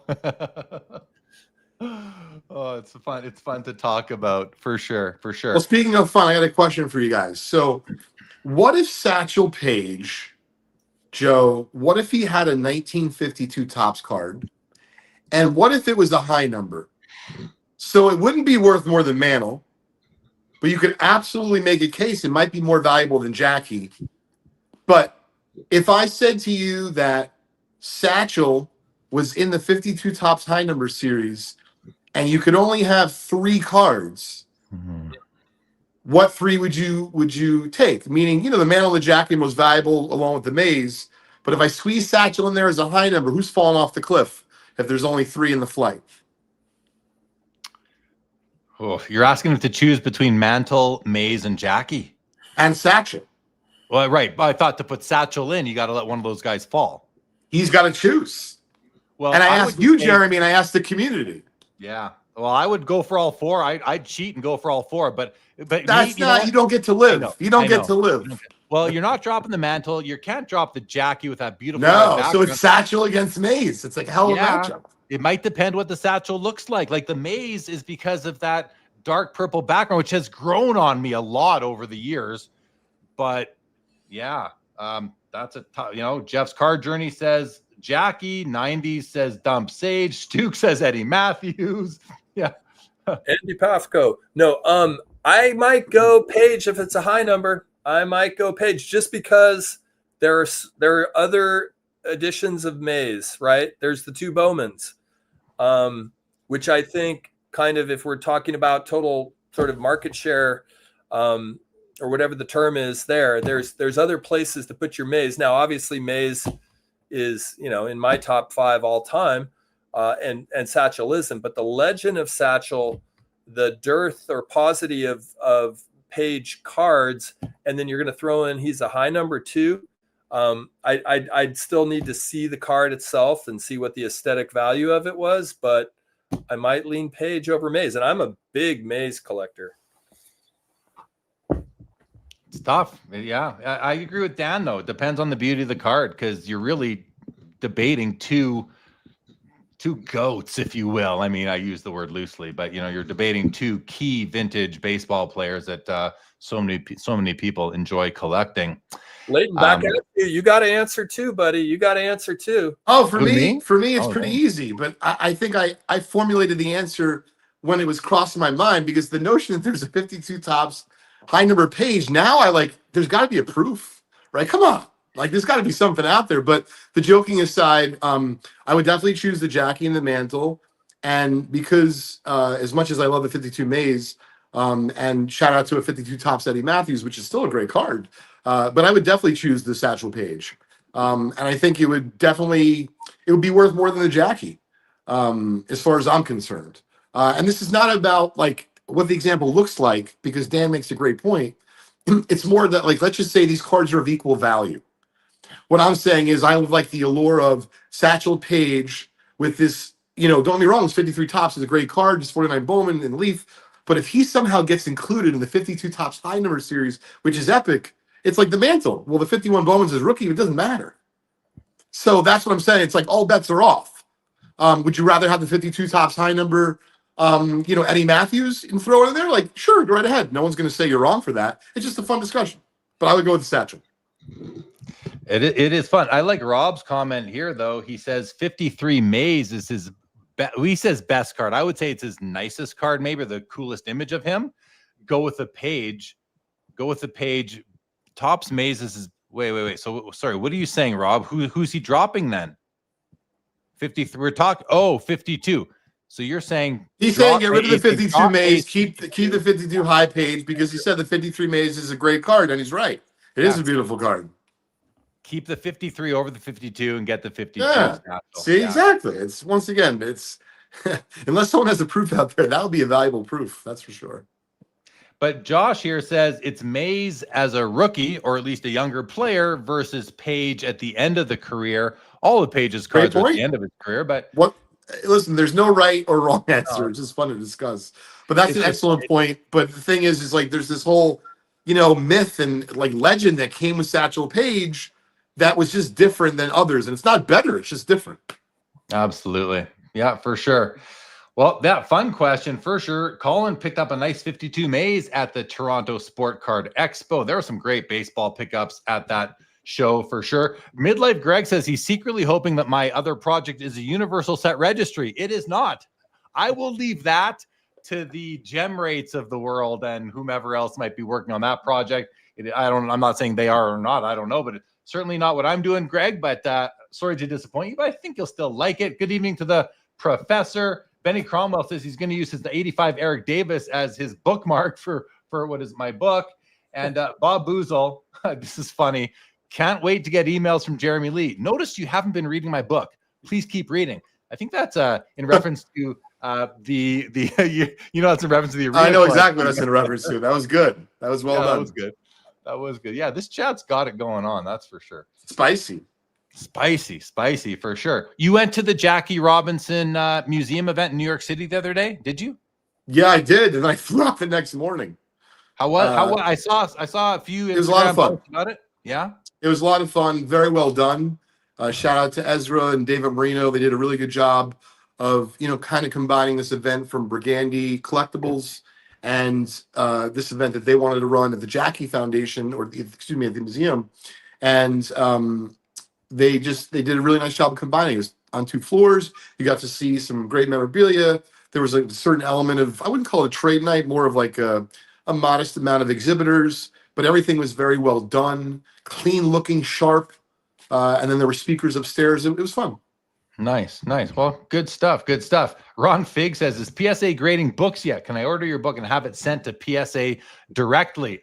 Ron, I'm in high level discussions with Nat and Ryan and the guys over at PSA to help them develop a slab for this book. It's going to have to be one thick slab though, guys. No, probably not. Hobby Champ. Wait, hold on. Hobby Champ says, Jeremy, you better bring a wrist guard and a few Sharpies to the next expo and national. You're going to be signing a crap ton of books. Listen, all I can say is I hope so. I hope that the hobby receives it well and just finds value in it. That's all I hope for. I don't like. It's funny. I have to spend a lot of money on there's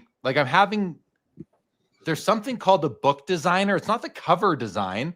It's somebody who designs the inside of the book, who makes sure that all the pages look right. They're laid out. Any like illustrations or graphs or formatting, any tables, all that stuff.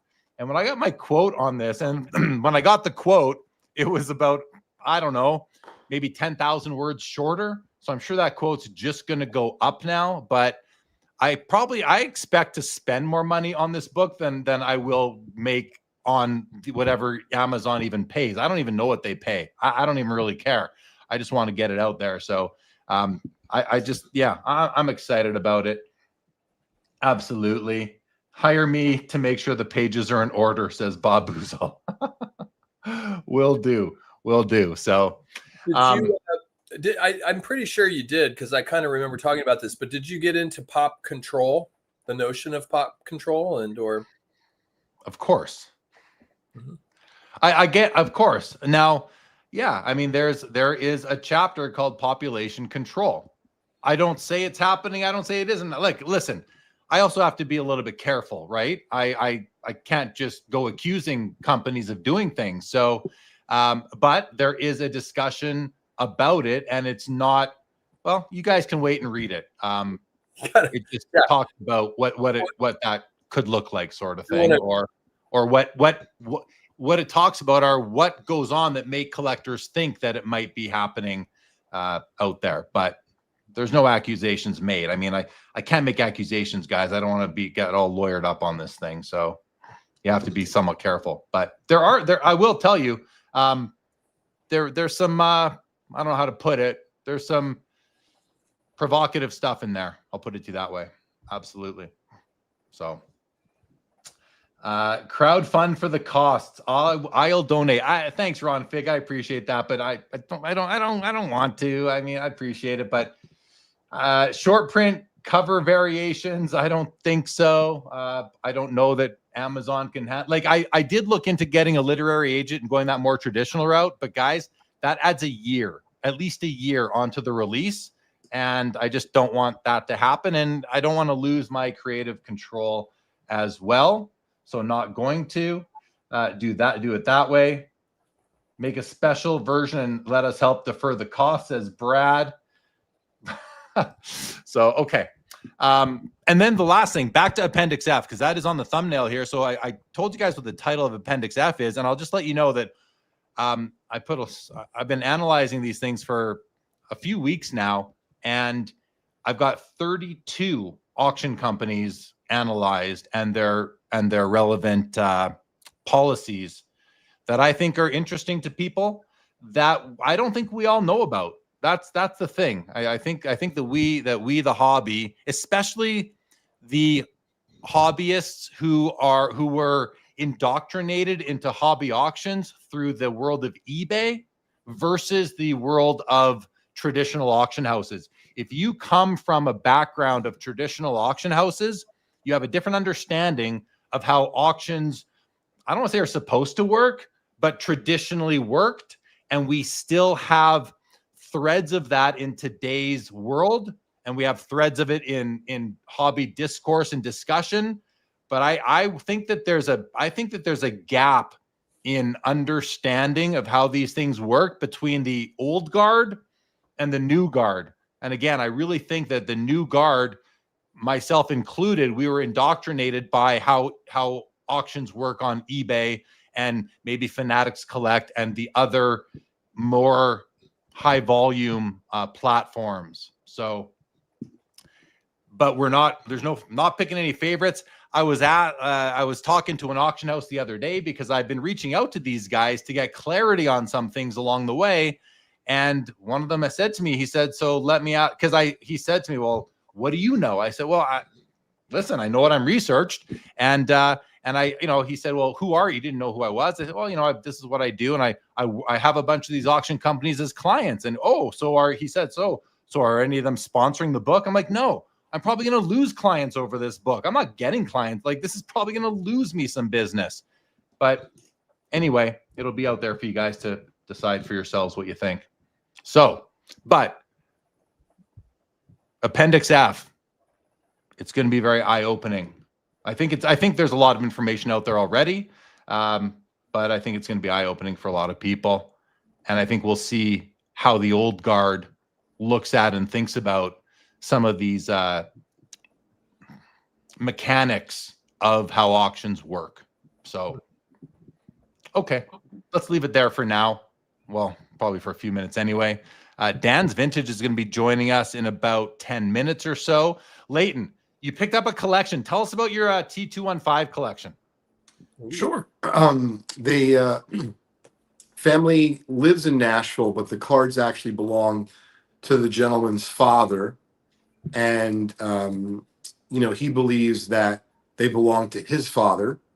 And what's wild, there was a total of 16, mostly type 1. And they believe, definitively, that there was more, that through a combination of moving and maybe some damage, they didn't really care about them, they were just kind of stuff, that they think that there was more at some point. And of course I'm cringing as I'm hearing this, but nonetheless, that was the primary reason I went down to Nashville. They did have some other cards, meaning from the gentleman's father, there was a fair amount of cards from the 50s and 60s, and I bought all those. And of course, that's wonderful. But the real prize of it was this particular collection. And the fact that they were only distributed likely, right? You can't prove it, but likely regionally in the Louisiana area. Oh, and it just so happens that that's where his family is from. And his dad and his grandfather, grew up. It's pretty cool to think about, the journey of these cards. And really, the reason why the family was selling is because this gentleman's father is, he's getting up there. And unfortunately, he's not as well as he'd like to be. And, they're not collectors. They were very well aware of what they had. They had done research, and not to bring up your appendix or your book again, Jeremy, but to make reference to it, they were aware of auction houses.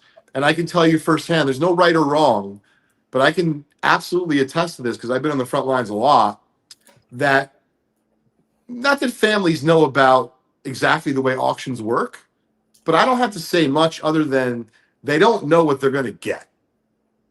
And so, there's some families that they don't care what you tell them, they would like to auction it because they want to have it in the book. And I think that's great if that's what you'd like. But this family in particular had done research and, knew approximately what they had. And so they had sent some images up to us before we went down there. I try to give them some estimates to the best of my ability. Some of those things did change. And I would say that's one of the things I hate the most, Jeremy, being on the front lines is, when you adjust a card. Now, to be clear, I also adjust upwards sometimes when you're buying ungraded. But, when you're looking at 115-year-old cards through images and emails and text messages, you can imagine it's not always exact. You didn't see that crease really goes through the whole card. And let's just say you had it, for example, as a good, right? And it's really best case of fair. Well, when you're talking about, potentially a Hall of Famer from that set, the prices can be drastically different. So, in a nutshell, it was an experience. And then we were able to reach a deal. And I was able to meet with some other folks down there, but, it was some business development, bought some other stuff as well, but it all pale in comparison to the T215s. So T215 Red Cross, I don't even know what these things look like. Sure. So just think about what a T206 looks like. They look like T206s from the front. Is Red Cross in reference to the back? Yeah. Oh. If you look at my Instagram post, I think I shared it with you. So it's called Red Cross Tobacco. And so there's actually the only other types of T215s, there's type 1 and 2s of Red Cross Tobaccos, Jeremy. But what's super cool is if you've ever seen the T215 Pirates, those cards are like amongst the coolest cards in the industry or the hobby, whatever we call it these days. And honestly, I was secretly hoping that there was somehow, like, I don't know, a T215 Pirate, but those cards were distributed. I don't want to misspeak, but I believe they were distributed in the UK. Something to do, I don't know, but I know they weren't distributed here, and the cards are virtually impossible. But you can hope, you can dream.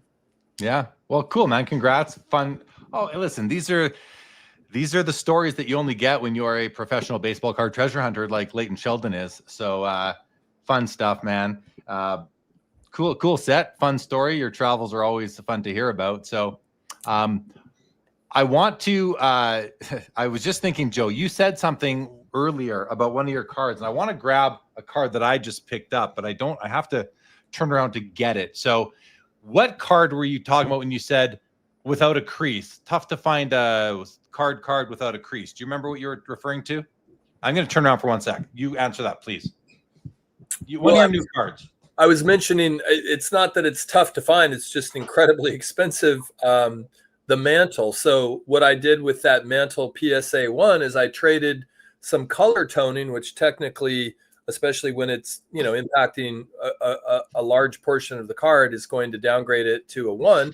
But if it's not creased, you have a lot of qualities of a fresh card. So depending on how much the tone is affecting the overall eye appeal, you may be able to, feel pretty good about your acquisition. Yeah. Okay. Well, and what triggered in my mind, and here's a hot take that I don't think is going to be very popular, and it's a new take for me because it's the first time that I've ever really, I think, well, in recent times can remember acquiring a card like this. And I showed it on Wednesday's episode of Booth Mates, but I think we had a different audience there. I picked up this card. It's a 1953 Parkhurst. It's a hockey card, and it's graded a PSA 1.5, like right in my wheelhouse of what I love, and it, we have Dan in the back room, and Dan talks about own appeal, just owning the card. Well, this is a card where it exceeds own appeal because it also has eye appeal, but I got it at an own appeal price because it's a 1.5. So look at this from a distance, guys. Now it's Maurice Richard, a key card from 1953 Parkhurst. And as I get closer, I want you to notice the centering. And I want you to take a look at trying to see the corners and the edges. And look at the image. I know it's a bit glary. The image is bold and bright. Yeah, look at that. The color. The red and the blue. The red and the blue. And look at the registration. Look at the focus of this. There's no blur, no fuzziness. But it does have, coming from both sides, it's got a crease. And so I'm having trouble showing. I want you guys to see the crease. It's hard to see, but it comes from like here and it goes to about there, and it comes from about there and it goes to about there. So it comes in from each of the sides, but it stops just shy of the image of him himself. And at many angles, like even here, like we can't even. Oh, there you go. Look at the right side, right to the right of his name, his facsimile auto. You can see a bit of a crease coming off the edge there. Yep. You also see a little nick in the border in the edge about 1/2 inch below it. And you can kind of see the crease coming off the left as well, just above, like just to the left of his knee, just above like his skate. So I've always been I don't want creases on my cards kind of collector, but I saw this copy, saw it when I walked into the show Friday morning at a guy's booth, and I didn't buy it. And I was at my booth doing deals. Like I did like 40 deals on Friday. It was deal after deal after deal. And I had this card in the back of my mind the whole time. And at one point, I had 2 people at my booth. They were building stacks from my offerings. And I said to them, I go, hey, do you guys mind? Can you keep looking? I gotta go for 5 minutes and buy a card. I can't get off. I gotta go get it before someone else does. I'll be back. And they're like, no, you go ahead. My buddy was there. He was watching, So I went, grabbed the card. It was still there, came back, and I just like Leighton. I've wanted a 53 Parkhurst Maurice Richard. I love that image. So long. Yeah.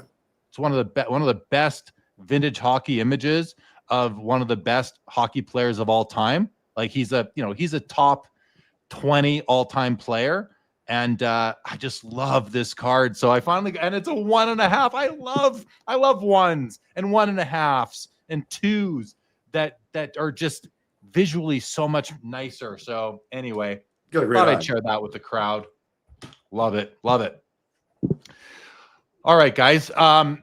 Joe, you gonna stick around for a bit, or what's your plan? Why don't I pop off, and if I can come back on in about I just need to stretch out a little bit and eat a little food.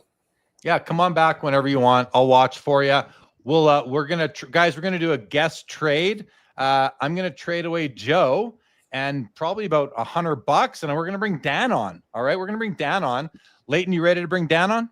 Yeah, absolutely. He's ready. All right, Joe. See you soon. Hey, easy, Joe. And let's bring on Dan. Hello, Dan. Welcome to the show again. How are you? Hey guys. Hi, Jeremy. Hi, Leighton. How you doing? Hey, Dan. I think you really lost out in that trade, Jeremy. Really lost out. Right. You know, the only thing is that I don't think I can undo the deal. The deal's done. Not gonna undo it. That's the way it works. You should have got somebody in the chat to show me up, and then you would have made it. There we go. Lots of fun comments out there in the chat tonight, for sure. Dan comes with a no trade clause. Says Boozle. Absolutely. Double Dan weekend, says Stukes. You dip, Dan, says Anony. Dan, why you dip? And dog food, based on the last Boothmates episode, you can go back in an hour and undo the deal. That's a good point. I don't know if anyone saw that. My boothmate, Sam, at the Sport Card Expo did a deal, sold the card, and a few hours later, that card was returned. Not that it was a PSA graded card, but in any event, here we are now on Saturday night. Sports Cards Live, Leighton Sheldon, Dan Lynch at Dan's Vintage Baseball PC. And so, Leighton, we got through the topics that we were going to talk about with you. So let's get into some topics with Dan here. And Dan, we chatted on the phone yesterday. Was it as soon as yesterday? It was just yesterday morning. It was Friday. Yeah, it was Friday. Yeah, it was yesterday. Yeah. So, let's get into it. Can you help me remember exactly what we're going to talk about? I have no idea what we're going to talk about. I wanted to talk about the T215s, but you already did that. I took a lot of notes. I probably got, Jeremy, just give you a heads up. I probably got about 10 minutes left to me, and I'm really excited to have Dan on. So if there's anything in particular you want to talk about with Dan, I say fire away, because I'm definitely fading. That's for sure. Okay. Well, it's late out there. It's 11:30. Leighton, feel free. Flying always kicks my butt a little bit, and then I hung with my son, and he kicks my butt a little bit. So It's been a long day. Well, feel free to tap out whenever you want. Yeah, I mean, I figured, Dan will lead off with something spicy or delicious. We'll see what we got. Well, I think I'm kind of done being spicy for a little while because, it was a heck of a week. I don't know if you know, but it was like the whole thing. I'm not going to get into it, but, I did a really long podcast type episode with Carlos. We went over every bit by bit of the infamous podcast, and I'm kind of moved on from that. And like Jeremy and I, we spoke about like where do we go from here is really the issue, and like what can we do as collectors and members of this community to make sure that this hobby gets cleaned up, that these bad actors do not bump up all the prices on all of us, and that comps do not become a fiction. What can we do? And I wrote a whole list of things that I think auction houses can do. And I know some of these are probably in your book, but there's a lot I think that auction houses are going to have to do to, assist in transparency so that we know that we're not getting shill bid when we're bidding in their houses. I hope you're right, Dan. I hope you're right. I remain skeptical because I think that the auction houses are run by the old guard, and I don't think they're just going to be willing to change. And I also think that they're not maybe they don't maybe feel, and this is me just speculating, I don't know that they think that they need to service us, you and me, and the people with microphones on YouTube, Instagram, Twitter, wherever else we are. I'm skeptical for those reasons. However, I'm hopeful. I'm hopeful because we're loud. We're loud and we're proud, and we care. We care a lot about the hobby, the future of the hobby, the subject matter of the hobby, where I think a lot of business owners, not all business owners, and we have one right over there who loves the hobby. We know that. But I don't know. I don't know he's a different story. Leighton's a different story. No, I'm not talking about business owners. I'm talking about people who are specifically using the holes in the system to game everyone else. And I don't think that the auction houses are doing enough to prevent it. And I think they need to be more transparent when it comes to bidding history. I think they need to give us access to who's bidding on what cards. And I was talking about this last night. And when you're talking about a two weekend, Dan, they're talking about, I was on a live stream last night also talking about some of this, is that eBay does give us some information. It's not much, but it's enough for me, based on my experience, to be able to kind of guess when I'm being shilled. You know, if you got the name of the person who's bidding against you, you got the first and the last letter, you've got how many times they've bid, how recently they've bid, whose auctions they're bidding on. And if I see somebody with 4 bids and all 4 of them are with the same auction house, I'm pretty sure that I'm being shill bid here, and they haven't bid on anything else in the last 90 days. Auction houses don't even give us that information. So what we really need to do is get more transparency from the auction houses when it comes to who's bidding against us. And, you know, I don't know if there's, I don't know what the vetting is for bidders when they sign up for the auction house. I know I've signed up for many auction houses. You list all your personal information. You have 2 references. Sometimes your reference is your eBay account, and sometimes it's another auction house, and that's it. And then sometimes you get approved the same day or like within an hour. I think there needs to be more vetting. I would welcome vetting. And my position with this is, you know, the counter to this is always privacy. There's got to be more privacy. You know, the auction houses don't have any right to know who I am. The bidders do. But you know what? Here's the thing. You don't have a constitutional right to bid in an auction house. If you're giving them your information, they have the right to ask for more information because they're a private platform and they can say no to people. They can say no. And so I think the auction houses should be asking for more information from all of their bidders. I think that they should be giving out information on who's bidding, and there should be more transparency. And I have a whole bunch of other issues we can get into, but I've just rambled for about 20 minutes, so take it away. I mean, listen, I would love it too, Dan. I remember the good old days of eBay where you would see their full usernames and you knew who was bidding where, and then they went to the encrypted code and now you don't know. And then for a while, everyone had the same encrypted code. So you could, you know, if you could do some triangulation and things, you might be able to see what we have the same bidder here on all these cards, or same bidder on certain auction companies or certain accounts, I should say. It is nice that they do tell you what that, I think, like percentage of bidding with one seller, you can see that, but that's not always shill indicative. I mean, there's some people that only bid on certain companies' auctions. That's who they bid with. I mean, that's why these consignment businesses do great business. One of the reasons they attract more bidders. But the whole thing about auction companies telling us who's bidding, I mean, listen, Dan, I would love it. I just don't see how that happens from what you mentioned. Privacy laws. Like, there's no way they're going to give that information up unless the bidders opt into it. Yeah. So maybe there's an opportunity for an auction company to, you know, we are called the transparent sports card auction company. Everyone who bids, you're going to know who's bidding. Is that going to attract business or detract business? That's the problem with not the problem. None of these problems are, I say this, take this with a grain of salt. None of these problems are the auction company's problems. It's that we keep on feeding them. It's the same thing with overpriced wax and inaccurate grading or inconsistent grading. We keep giving them their money. They're going to keep on taking it. You want to pay through the nose for Prism basketball? They're going to take your money. They're going to take as much of it as they can. That's what they're incented to do. That's what they are. That's what they were created to do. As long as someone said it great in the chat, right here, Chris C. If you stop supporting auction houses, they will feel it, since obviously there will be no punishments or regulations to stop shill bids.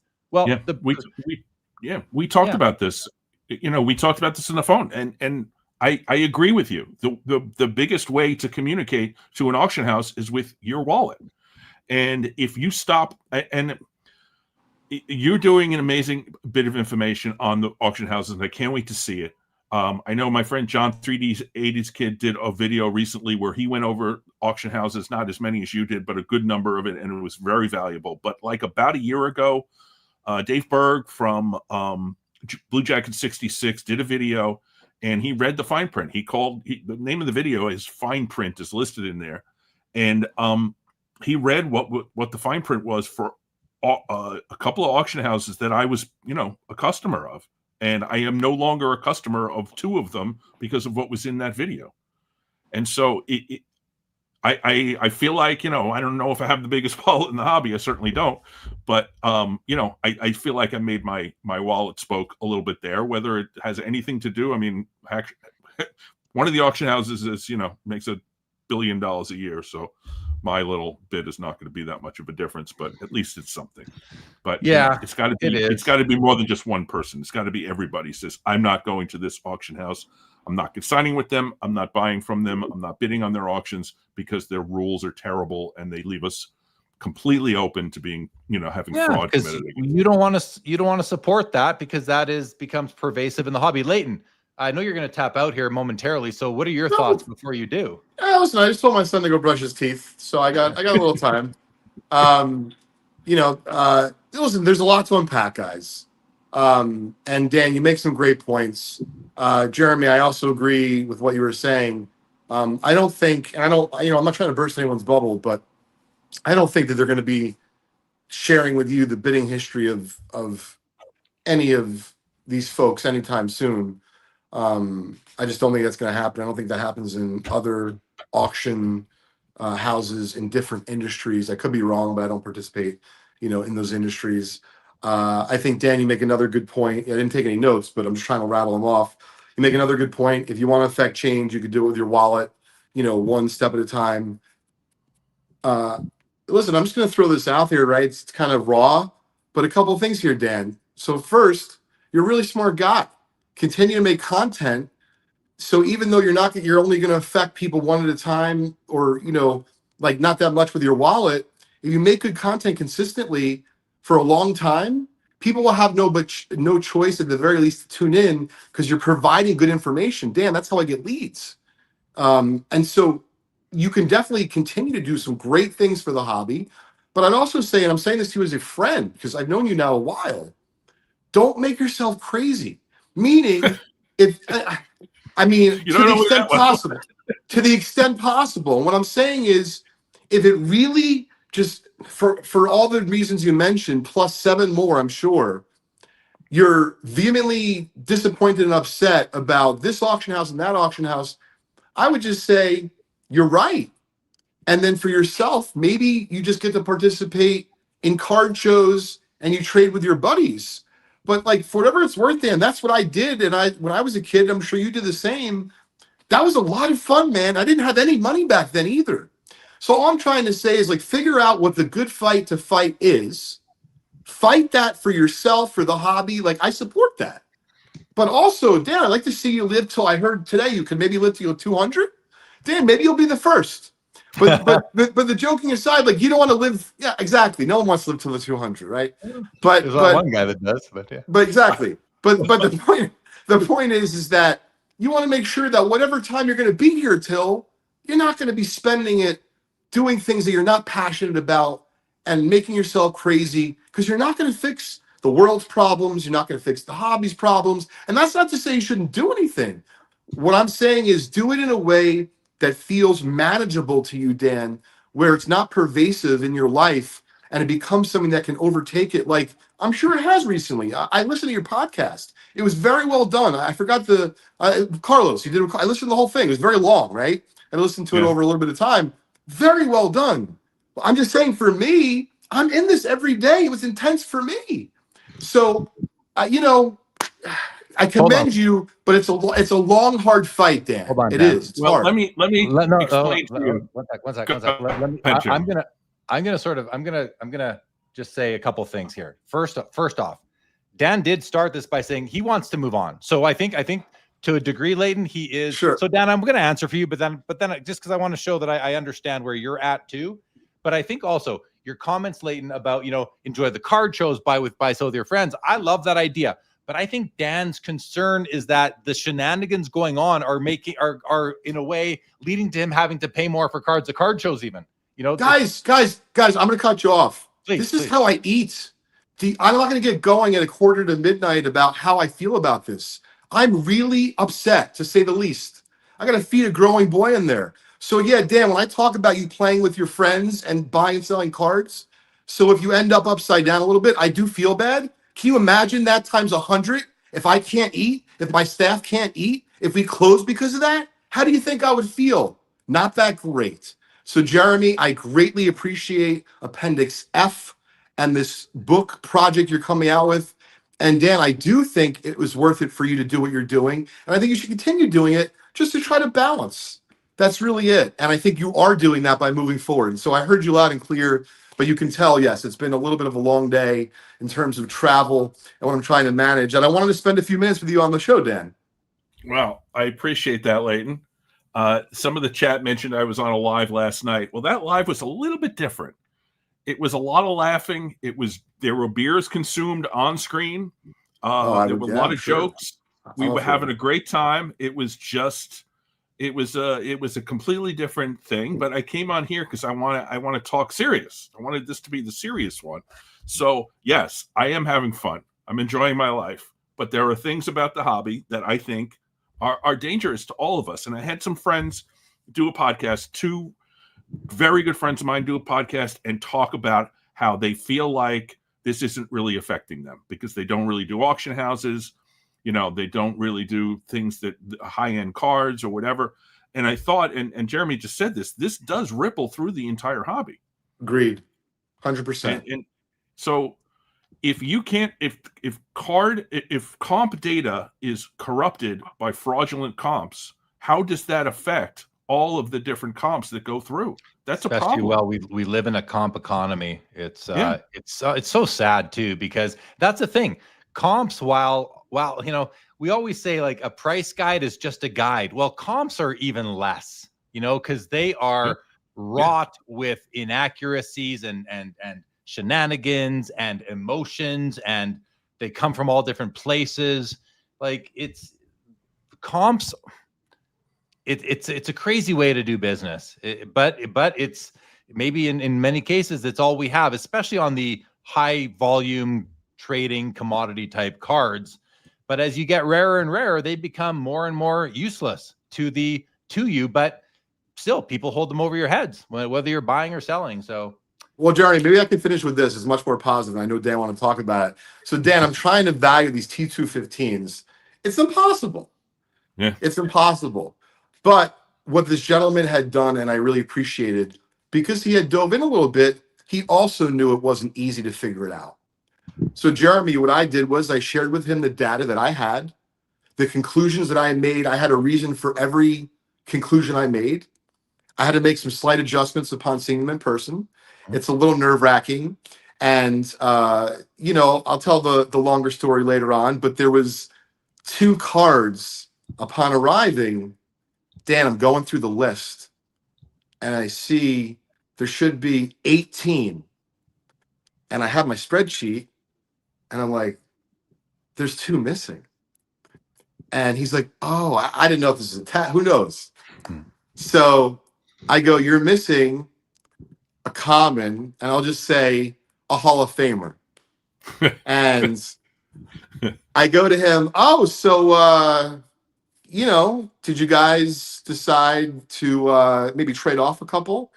And no, he has 2 boys, and the 2 boys are getting, 1 each, and it's very cool. They're kind of we know which son he likes better is the one getting the Hall of Famer, probably. I asked that. They're actually keeping them together supposedly, but that's at least now. They're kind of young. And so, you talk about, Jeremy, it was not easy to value. The comps were all over, but, did the best that we could. And, with cards like that, listen, I do get worried about, manipulation, but I think that you do the best you can. And at least with those cards, Dan, I mean, they're just very special. Like, it's not the most valuable deal I ever bought, but it is a piece of American baseball history that's over 100 years old. Yeah. You do the best you can. You're right. You're right, Leighton. At the Toronto Expo, I had a bunch of cards that I couldn't comp either because they never sell. Early obscure, late 90s, early 2000s Pacific hockey cards. I had thousands of them, and I sold thousands of them. It was like I sold stacks and stacks. I don't know how to sell. I don't know how to price these. So I would literally say to the people coming, they'd say, "How much are these?" Because they're all in binders. I had none of them priced. There's no way I could do it. I say, you know what? You ask me how much a card is. I'll tell you. If you like it, we keep going. So okay, well, how much is this one? I'd be like, that's $5. Okay, well, how about this one? That's 20. Okay. And this one, next thing I know, they got a stack. And I'm like, okay, so I pull up my calculator. I'm like, all right, $2 for that? Is that, yeah. They go, yeah, I go, this one's $6. That makes sense. Yeah, I'll pay $6. And okay, there we go. $158. That's fun. Make it 150 sort of thing. Like I was comping with them on the fly, pricing them on the go. I'm not going to sit there and comp out, go to Card Ladder and comp out 80 cards when I got 3 other people waiting to do deals. No, I'm just going to find a price and get these things sold. Now it's a bit different. I had lots of them. The collection was, it was just so broad. And so I just wanted to move the cards. And anyway, it's maybe a different scenario for me as for what I had into them. But that said, sometimes you just do your best, and you just, especially on cards that are hard to, there's none on public record sort of thing. You go into Card Ladder, there's none there. So anyway, thanks for those thoughts, Leighton. Dan, you want to respond? I'm going to be sending you texts, Leighton, because I'm interested in some of those cards. I was just looking through the checklist. So Dan, check this out. So I mentioned this earlier, I think before you joined. So his father is not as well as, he used to be, but, he's still hanging in there. No one wanted to ship the cards, so they made a big family trip of it. And he, the gentleman I dealt with went down to Louisiana with his boys, and I kind of like rescued the cards that were still left, because the guy kept telling me, he's like, I swear there's a couple dozen. I'm like, should we go to Louisiana and see your dad and surprise him? He's like, I don't think so. I'm like, okay, yeah, that's fair. You don't know me that well. But anyway, it was a really fun deal. Certainly text me anytime, Dan. And, keep up the good work. I really do appreciate it. And, now that I'm a little bit, closer to bedtime, I can see the light. Joking aside, it was a hell of a couple days. Nashville's a wonderful city. I texted my buddies. We're working on a trip early next year. The place is only a couple hours from the Northeast. It's great. I would like to go to Nashville because one of my favorite guys in the hobby lives in Nashville. And the show is supposed to be pretty good, right? The Nashville show, the National. So yeah, that's a good show. It's a great place to hang out. And then I ran out of time to go see Grand Slam Collectibles. That's a great store. Some other stores there too. Yeah, I think it's on the list. All right, guys. Leighton, thank you for joining. We'll see you back here next week. I think so. Okay, take it easy, guys. See you later. Take care, man. All right, Dan. It's you and me now. You and me against the world. Let's do it. I had some thoughts. So back to what you were saying about what we can do going forward. And there was actually a couple of really good comments. People are sort of like agreeing that it's just, there was actually one really good comment here, Hobby Champs. He said, if I bid on an item, I should be able to see who I'm bidding against. Period. Me, not everyone. 100%. Publicly. I love that. And I love that. You think about the traditional auction house setting. Everyone is there in the room with their paddles. A paddle goes up. You can see it. The auctioneer says, I got 500 in the back. Everyone turns around to see who bids. You can see whose paddle is there, unless they really drop it quickly. But that to me is the way online auctions were originally based off of traditional in-person auctions. That's what they were trying to replicate. And I think that's the problem, is that we're not in an in-person auction world anymore.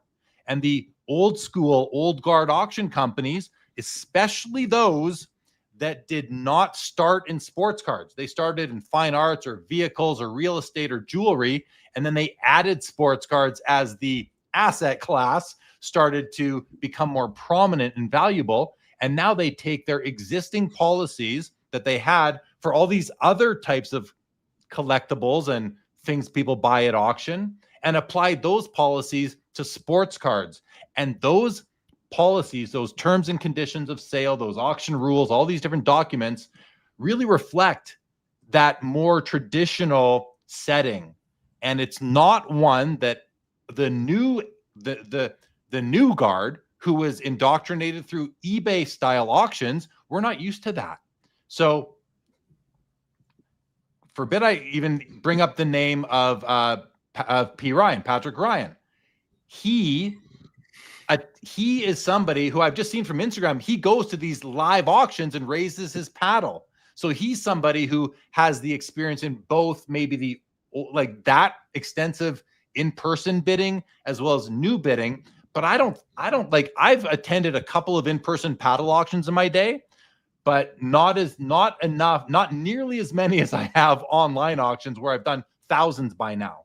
So it's just, I think that's the challenge that these auction companies have with keeping up with the times, is that the times that they think they're keeping up with are what are rules that are decades old, if not half a century to a century old at this point. Those are the rules that they're following. Yeah. Things like what Appendix F is filled with.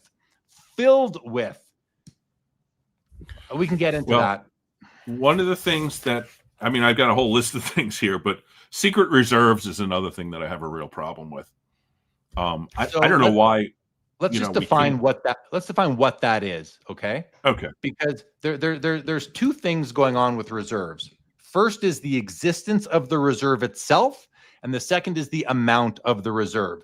So when we say secret reserve or confidential reserve, are we saying, and this is not like these are rhetorical questions, but are we saying secret confidential? Is it a secret or confidential that there is even a reserve on the card? I think that might be what you're getting at. But then there's, what is the amount? Is the amount of the reserve confidential? Because a lot of these documents say reserve amount is confidential, and some of them say that the reserve itself, that it exists, isn't disclosed until later on in the auction. Some auction companies don't even tell you that there's a reserve on the item until 24 hours before before the auction ends. So you're bidding against ghosts that you don't even know are in the room with you. Yeah.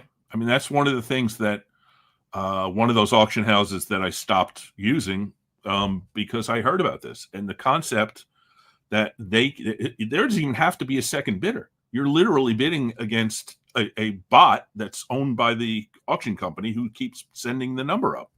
So start the bidding higher. Tell us what the reserve is, right? Well, obviously, if you don't meet the reserve, it's not going to sell. The best auctions, well, I don't say the best. The ones that I like the most are the ones where the reserve is the opening bid. So there really is no reserve. You don't. Right. If you, my consignor, don't want to sell your item for less than $100, let's start the bidding at $100, and let's test your valuation of this item with our clients and see if it's really there. But what you're talking about is something that I also discovered in my research, and it is pervasive. But the old guard doesn't think there's anything wrong with it.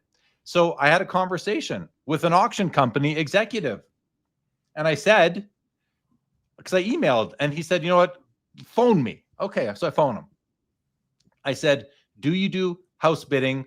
Do you do house bidding on behalf of your consignors up to one bid increment below the reserve? Because that's common language in these documents is, we will place bids on behalf of the consignor, whether they say on behalf of the consignor or not. Some say it, some don't, but they basically are getting at bids will be placed on the item up to one bid increment below the reserve, such that the next bid by a legitimate third-party buyer now locks in the purchase of that item.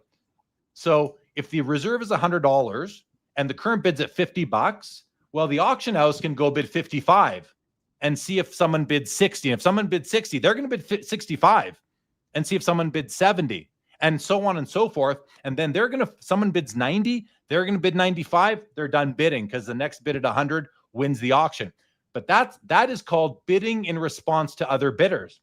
Several auction companies will also, they give themselves permission to bid consecutively or successively, whichever both words are used interchangeably. Some auction companies will have their system bid up to the reserve, but they can bid consecutively.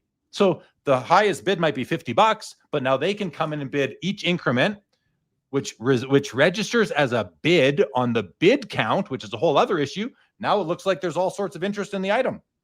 Yeah. Looks like, but no, it's the system bidding for the consignor up to the reserve. So the highest legit bid might be 50, but now the system comes in a day left in the auction and bids 95, and they're just fishing, waiting for that $100 bid to come along to sell the item.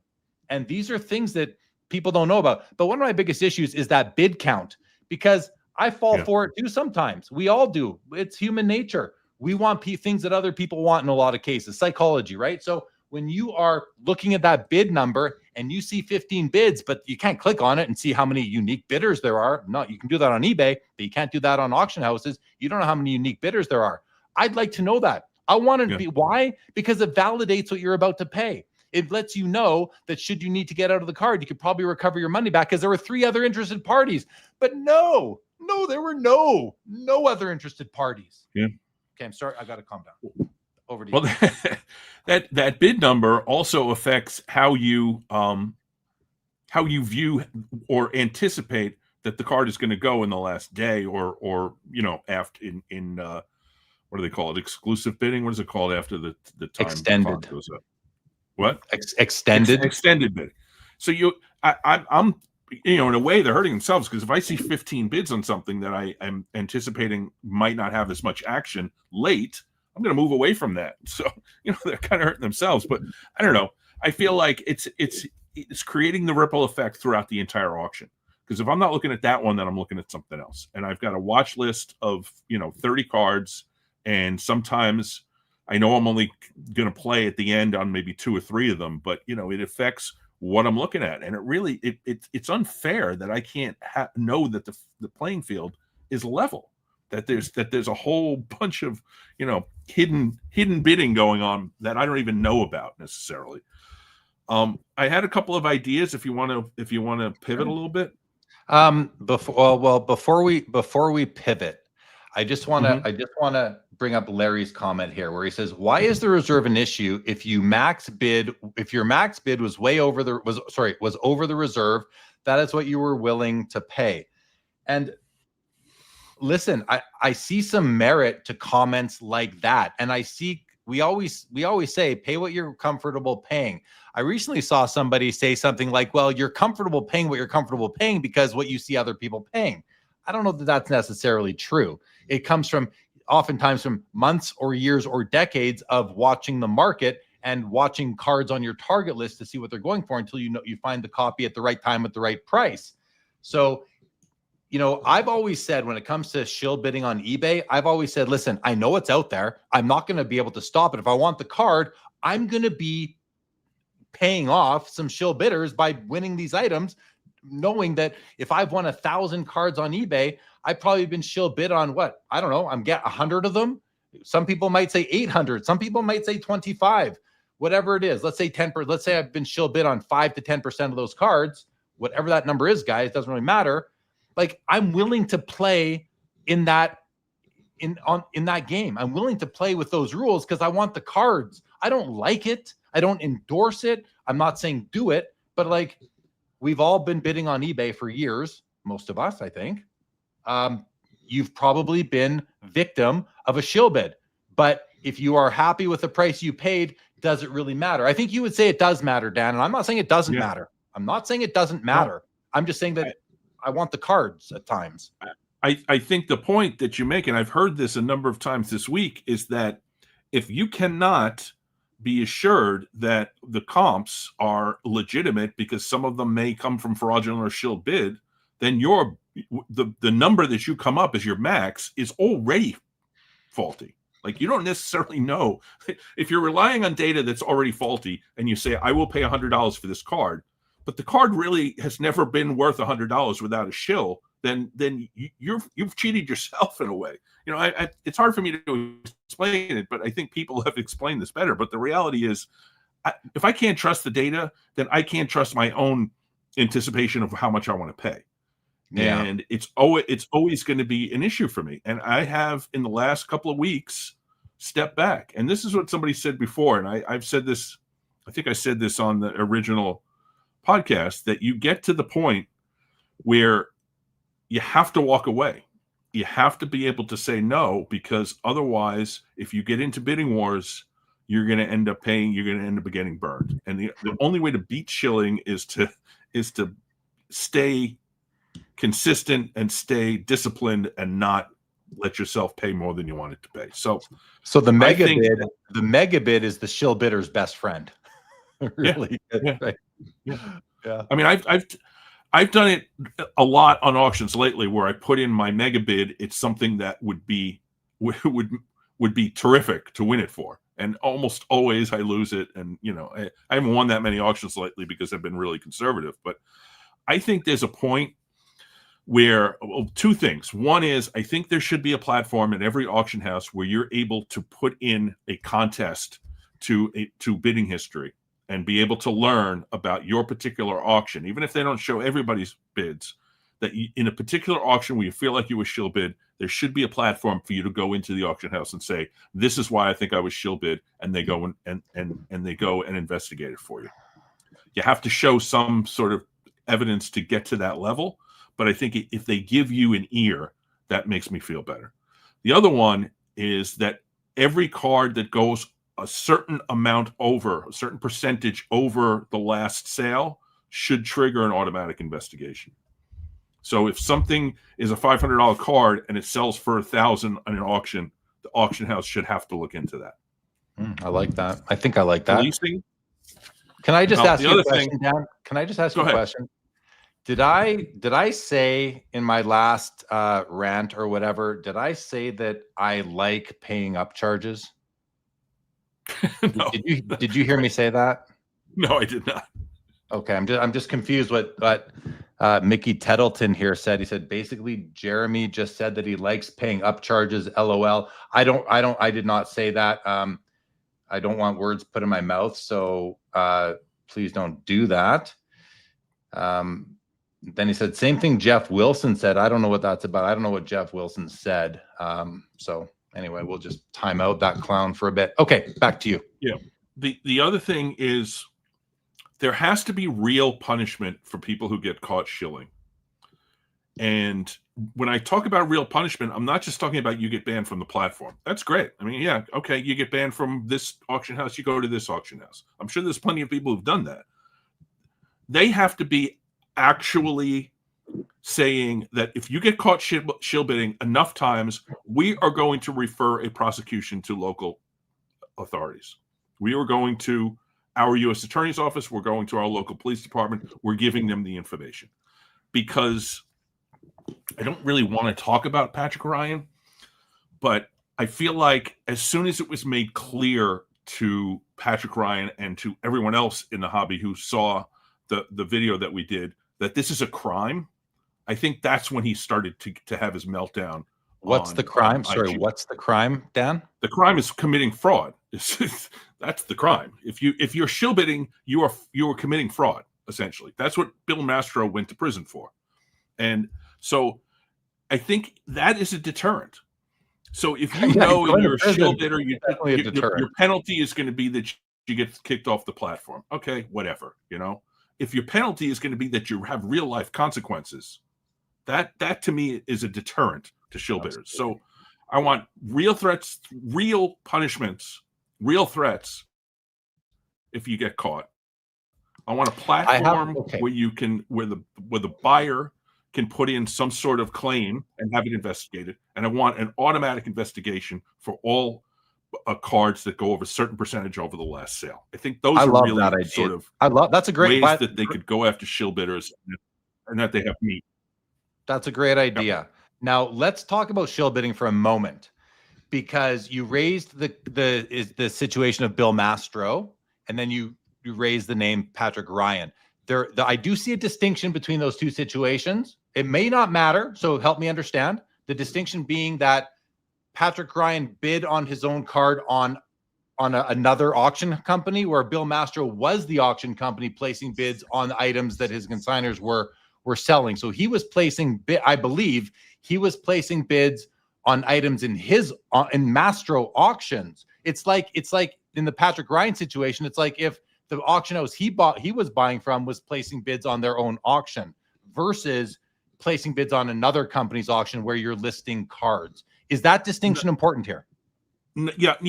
I don't think that's not really what I'm talking about. What I was talking about more was this concept that in the podcast where he said, I don't know if he was he now claims he was talking about messages he was getting from people, and what he said, messages got like the technical problem that he couldn't hear it.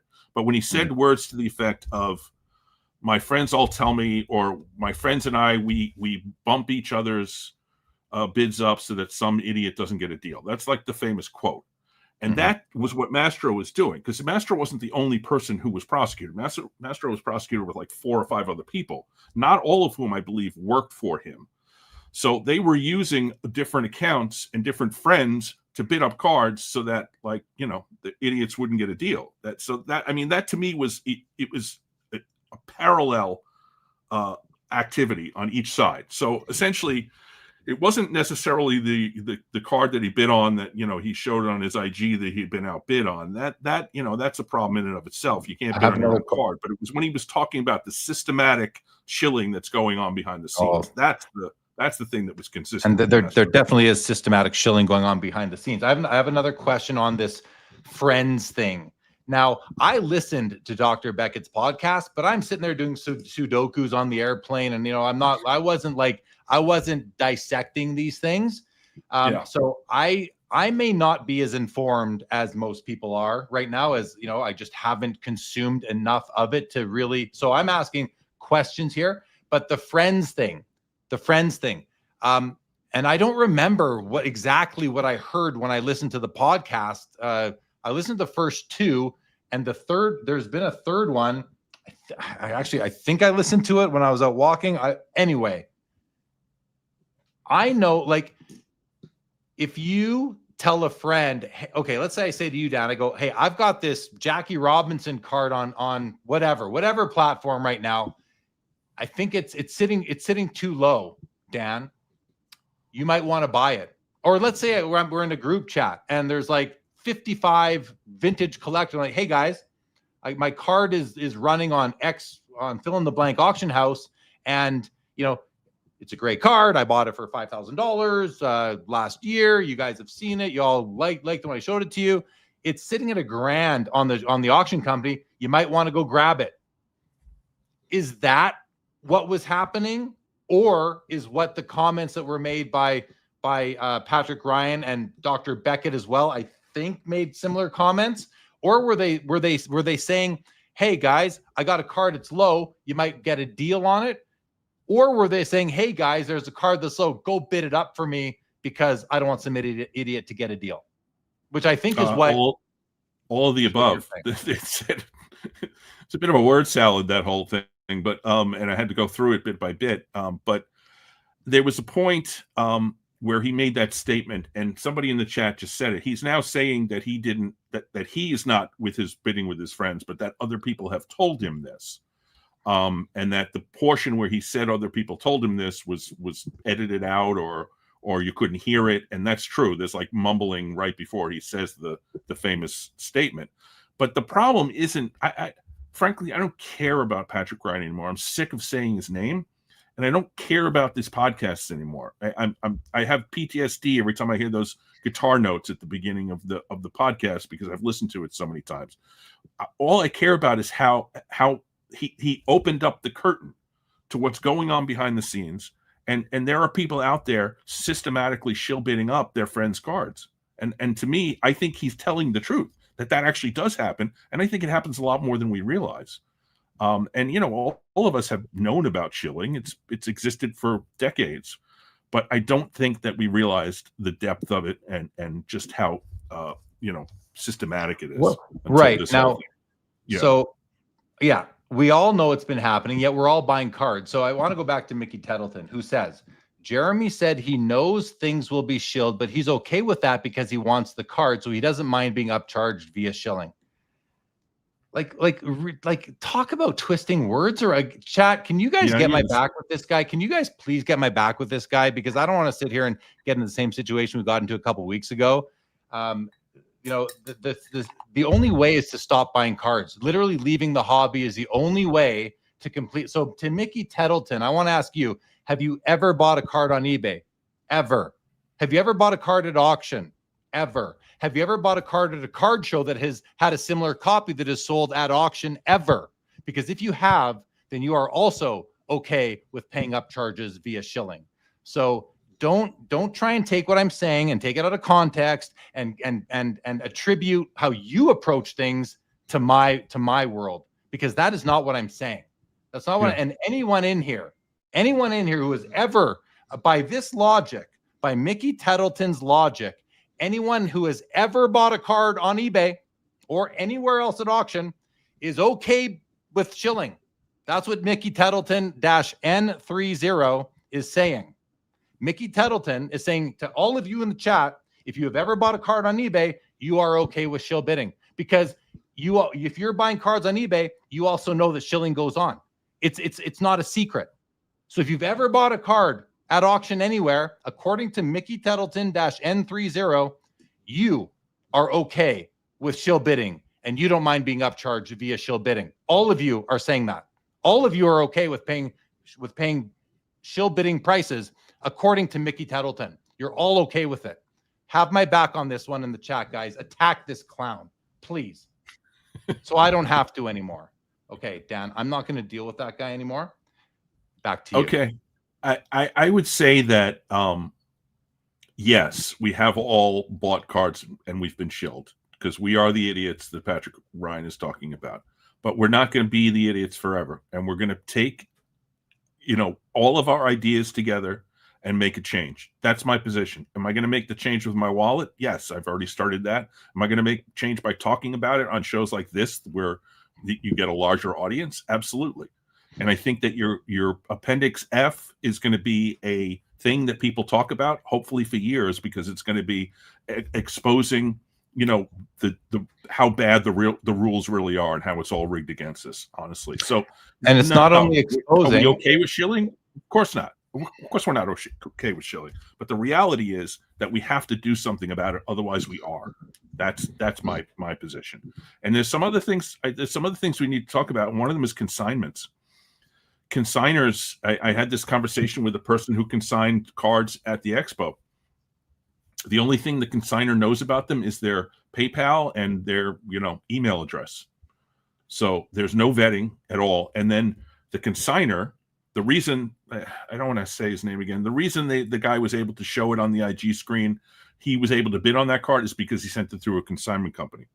So, and that's my last point, is the consignment company, that particular consignment company. But we have to demand that consignors also are transparent to the auction companies. Who is it? Whose card is this? Whose card are you sending to us? And what's and make sure that they can't bid on it and their friends can't bid on it. There's only so much you can allow, and that transparency has to happen. And my last point, and this goes back to the consignment company, is this hobby has a real problem with recycling bad actors, people who have been doing shady things for years, and suddenly they're back in the hobby. And the guy who owns the consignment company that Patrick Ryan used to go to Fanatics, that consignment company is owned by a guy who has a shady history in the hobby. And those are the kind of people that, if they're going to keep doing it, if they get away with it, they're going to keep doing it. They're going to keep coming back in the hobby under a different guise or a different company. And we keep letting these bad actors recycle themselves. And so that's another thing.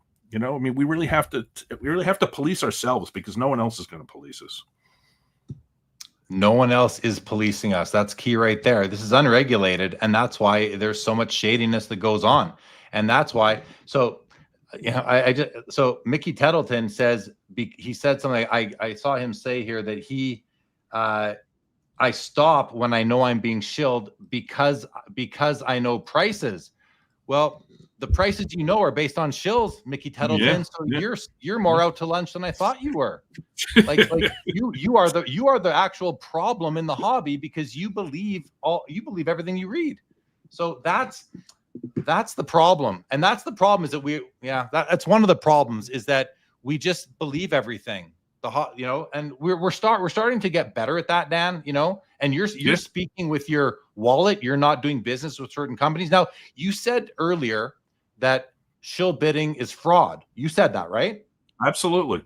Yep. Okay. Let me read you a term from a certain auction company's terms and conditions.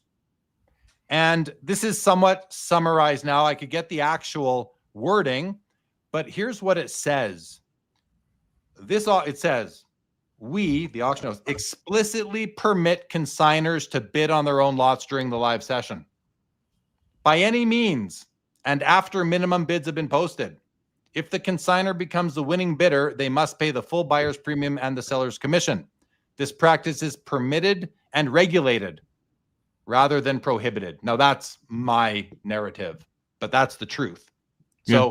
So if shill bidding is fraud, then how can it be explicitly allowed in an auction company's terms? I don't understand. Reconcile that for me, if you can. They need to hire better lawyers and fix their terms, because according to the federal government, if you bid on a card not intending to, that you don't want to buy it, that you just want to push the price up, it's price fixing. It's fraud. It's been fraud for years. And like I said, that's what Mastro went for prison for. Read his plea agreement. Can you buy specific? You cannot buy your own item like that. Unless title moves when I consign it to if I no longer own an item once it is received at the auction. And Dan, you're a lawyer. What kind of lawyer are you? I know what type of lawyer are you, Dan? I am a criminal defense lawyer. Oh, perfect. Okay, this is awesome. Okay, perfect. Yeah, perfect. Just like Josh Adams. I have been doing criminal defense lawyer for decades, federal, state, all over the place. Okay. So if shill does title, maybe you don't know this then, I don't know, but when I send a card or an item to an auction company, not eBay, you don't send your cards to, but let's say I send my card to Fanatics Collect and it's in their vault, and then it's listed at auction, so it's in the vault. I probably still own it, but then I say, okay, list it in the weekly or the premier auction. Once it's listed, do I still own the card? Because I'm trying to understand if I can buy my own card. Like, I cannot buy my own house. No, you can't. You can't bid on your own card. You have to withdraw it from Can I buy my own card? Right? You shouldn't be able to buy your own card. No. But it's allowed by a major auction company in our space. So well, I'm having trouble understanding how shill bidding is a federal crime, fraud, which I hope it is, but I have trouble understanding it when it's explicitly allowed by at least one auction company in the space, or that operates in the space. Well, I'm not going to get into the 10th Amendment and the fight between federal and state law, but the reality is that some states do permit types of shill bidding. But it is a federal offense. It's very clearly a federal offense. So, and almost all auction houses allow for bids to be placed on behalf of the consignor by the system. And I had an auction company executive tell me, I said to an auction company, I said, so does your company allow, or does the system place bids up to one increment below the reserve on behalf of the consignor? He said, no. He said the reserve places the bids. I said, hold on. Is the auction company placing the bids, or is it an employee of the auction company, or is it the system that you're using to run your auctions on, the platform? Who's making the bid? He said the reserve is making the bid. I didn't know that a reserve was an entity. I know in Canada we have 3 types of legal entities: people, corporation, like human beings, corporations, and trusts. There's no other legal entity. partnerships are see-throughs, as you probably know. But he's talking about the software. The software is doing it automatically. He's telling me that the reserve is an entity that is separate from the owner and the auction company, which I think is I can't comprehend that. And maybe the that's auction company. Yeah, it's the auction company, and the auction company setting a secret reserve is not shill bidding. It's very, very uncool. It's like it shouldn't be happening because it's setting us up. But I don't think that is shill bidding. That's setting a price. This is the minimum price. It should not be secret. It should be transparent. But I don't think that's shill bidding. But I think shill bidding is of course somebody coming in, whether it's the person who owns the card or somebody operating at their behest and putting bids in without any expectation that they're going to win the auction. They just want to run the price up. That's fraud. That's price fixing. That's fraud. Yeah, if I'm bidding on my own item, or if my friend calls me and says, I want you to bid on my item, and I have no intentions of winning, I just, I don't want to use myself. I'm not going to use my, if what's that guy's name in the chat? If that guy, whatever he called himself. Tettleton. If Mickey Tettleton is calling his friend, and the guy from the other week, no, that guy's good. If Mickey Tettleton is telling his friend to bid on his auction, but he says, hey, just bid up to $5,000. The card should sell for $6,000. Just bid it up to $5,000 for me. That's fraud, right? Absolutely. That's fraud. Yeah. But and just on the other hand, just to be complete, if Mickey Tettleton tells his friend, hey, the card's a little low. I know you're looking for this card. You might want to buy it. You might get a good deal. Is that a bit different? Yeah, kind of like if I put a story post on and say, hey guys, I have a card ending tomorrow. This might be something you want. It's a little bit, good deals. Here's the thing. We have in the CAA auction ends tomorrow night. We're doing a live auction, no live auction talks on Sunday nights. Well, I'm doing one too tomorrow night. No, it's okay. I'm doing Fanatic. It's okay. I'm a big fan of CAA. Watch that show. So in this particular CAA auction, I have 3 different friends who have cards in there. One of whom is a Warren Spahn super collector, just like I am. There are Warren Spahn cards in that auction that I am interested in. And the problem is that, and this is my feeling, is that if I bid on those, maybe it's not illegal because I do want the card, but it's unethical and I shouldn't do it. And it has an appearance of impropriety, but it also affects the auction itself. Because if my friend is going to sell me that card, if he'd reached out to me and said, here's what I want to get for it, but you're my friend, so we're going to do this amount. That's the number I would want to pay. That's the number I would want to pay even if I was bidding. But I'm never going to get the card in that auction for what my friend would have sold it to me for. So now if I'm starting to bid on that, I am affecting the bidding for everyone else. And I may not be legally shill bidding or intentionally shill bidding, but I'm having the same effect of putting my foot on the gas pedal and moving the bids up, even though I'm probably not going to win it because I'm not going to want to pay the money that it's going to go for when I could have gotten it much cheaper from my friend. So I don't know if that was clear, but I think that I am not bidding on any of the cards that I know are my friend's cards, even though I might want them, because I just feel like it's an ethical gray area that I want to stay away from, particularly in this climate, and particularly because that auction house is, as you know, one of the best in terms of the anti-shilling terms and services. Yeah. I mean, these upstart auction companies that we're seeing are taking the right stance. I don't know if it's I'm not going to call it the right stance, the hobby preferred stance, which is just number one, you want to get out of all this stuff. Auction companies don't offer reserves to your consignors. The problem is that to get big items, the consignors demand not only reserves, in some cases, they want guarantees. Well, guarantees now puts both the consignor and the auction house. It incents both of them to find a way for these items to meet the guarantee or the reserve because they don't want to go out of pocket. So, but this is what the consignors, the people giving cards to auction companies to sell, that's what they have caused. It's not like the auction companies caused this. They facilitated it, but it's guys like you and me who are, but not you and me because we're not doing this, but it's people, it's hobbyists in this space that are giving cards and they're shopping. They're guarantee shopping. They're cash advance shopping. They are give me a chunk of the buyer's premium shopping, right? They're shopping auction houses with their $5 million cards and saying, who's going to give me the best guarantee? Who's going to give me the biggest cash advance? Well, now these auction companies have to basically bid to get these items just to sell themselves.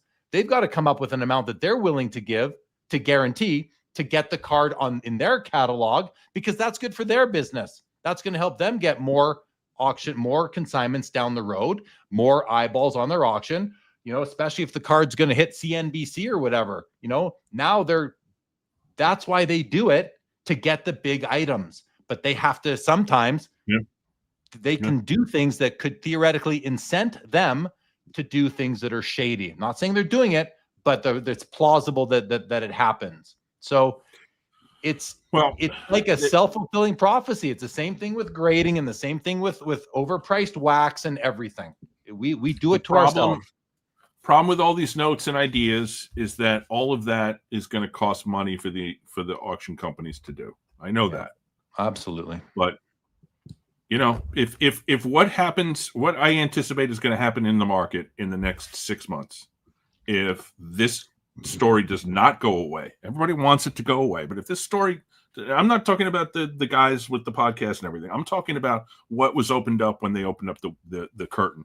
And what's behind the curtain is a story that shouldn't go away. And if it doesn't go away, it's going to affect prices negatively. And these these auction companies are going to lose money.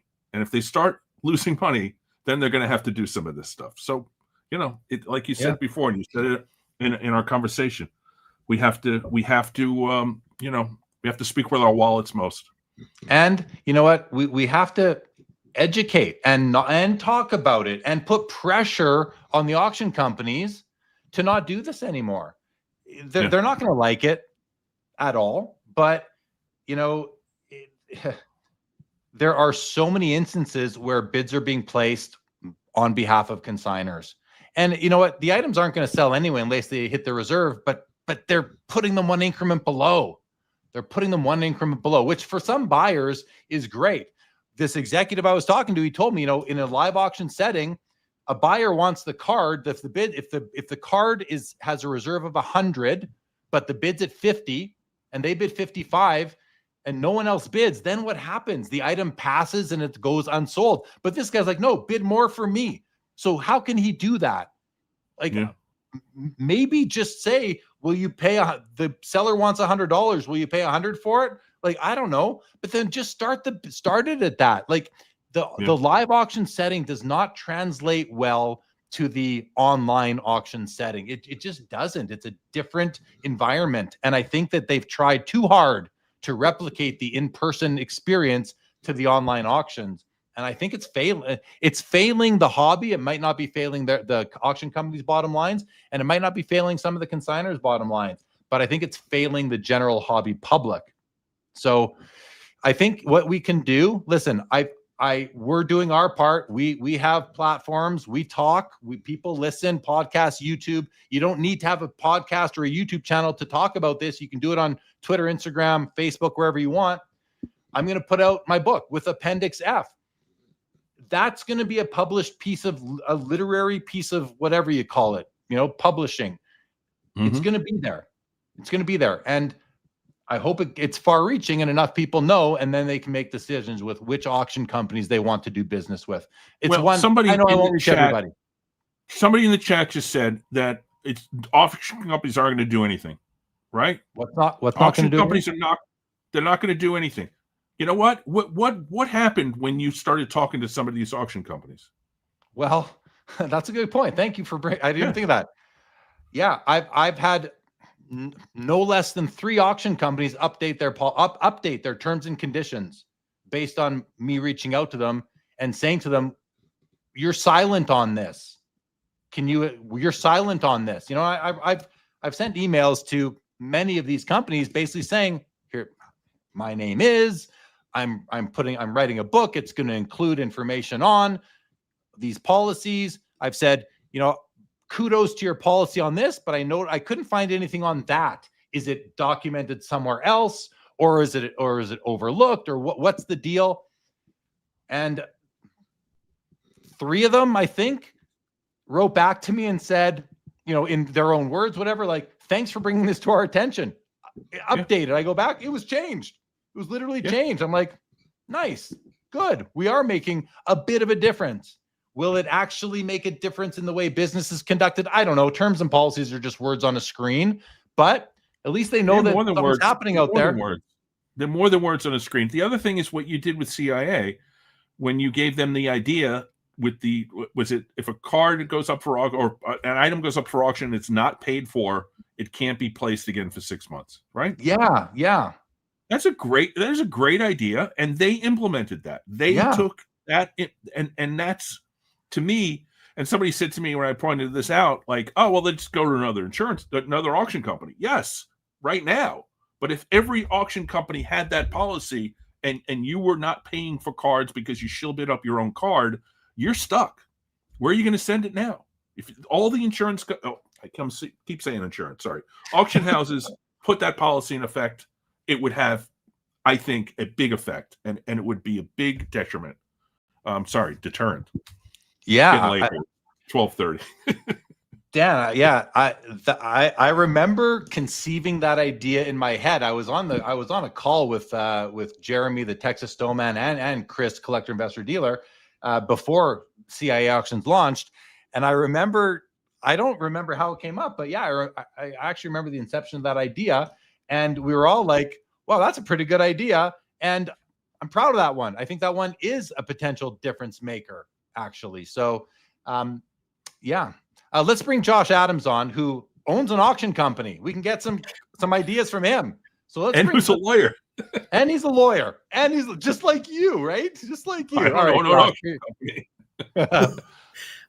Hi, guys. Hey, sorry, a little technical difficulties. My internet was acting janky. Dan, nice to meet you in person. Hey, Josh, we met face to face at the National. Short-term memory is the first to go, but yes, I remember now. Thank you for reminding me. So, I am a lawyer, capital L. So, have you been watching the show, Josh? The whole thing, except for 10 minutes when I went to buy bagels at 10 o'clock at night. Okay, fair. I saw Leighton's Redback talk, which was awesome. Those are Red Cross cards. Those are so hard to find.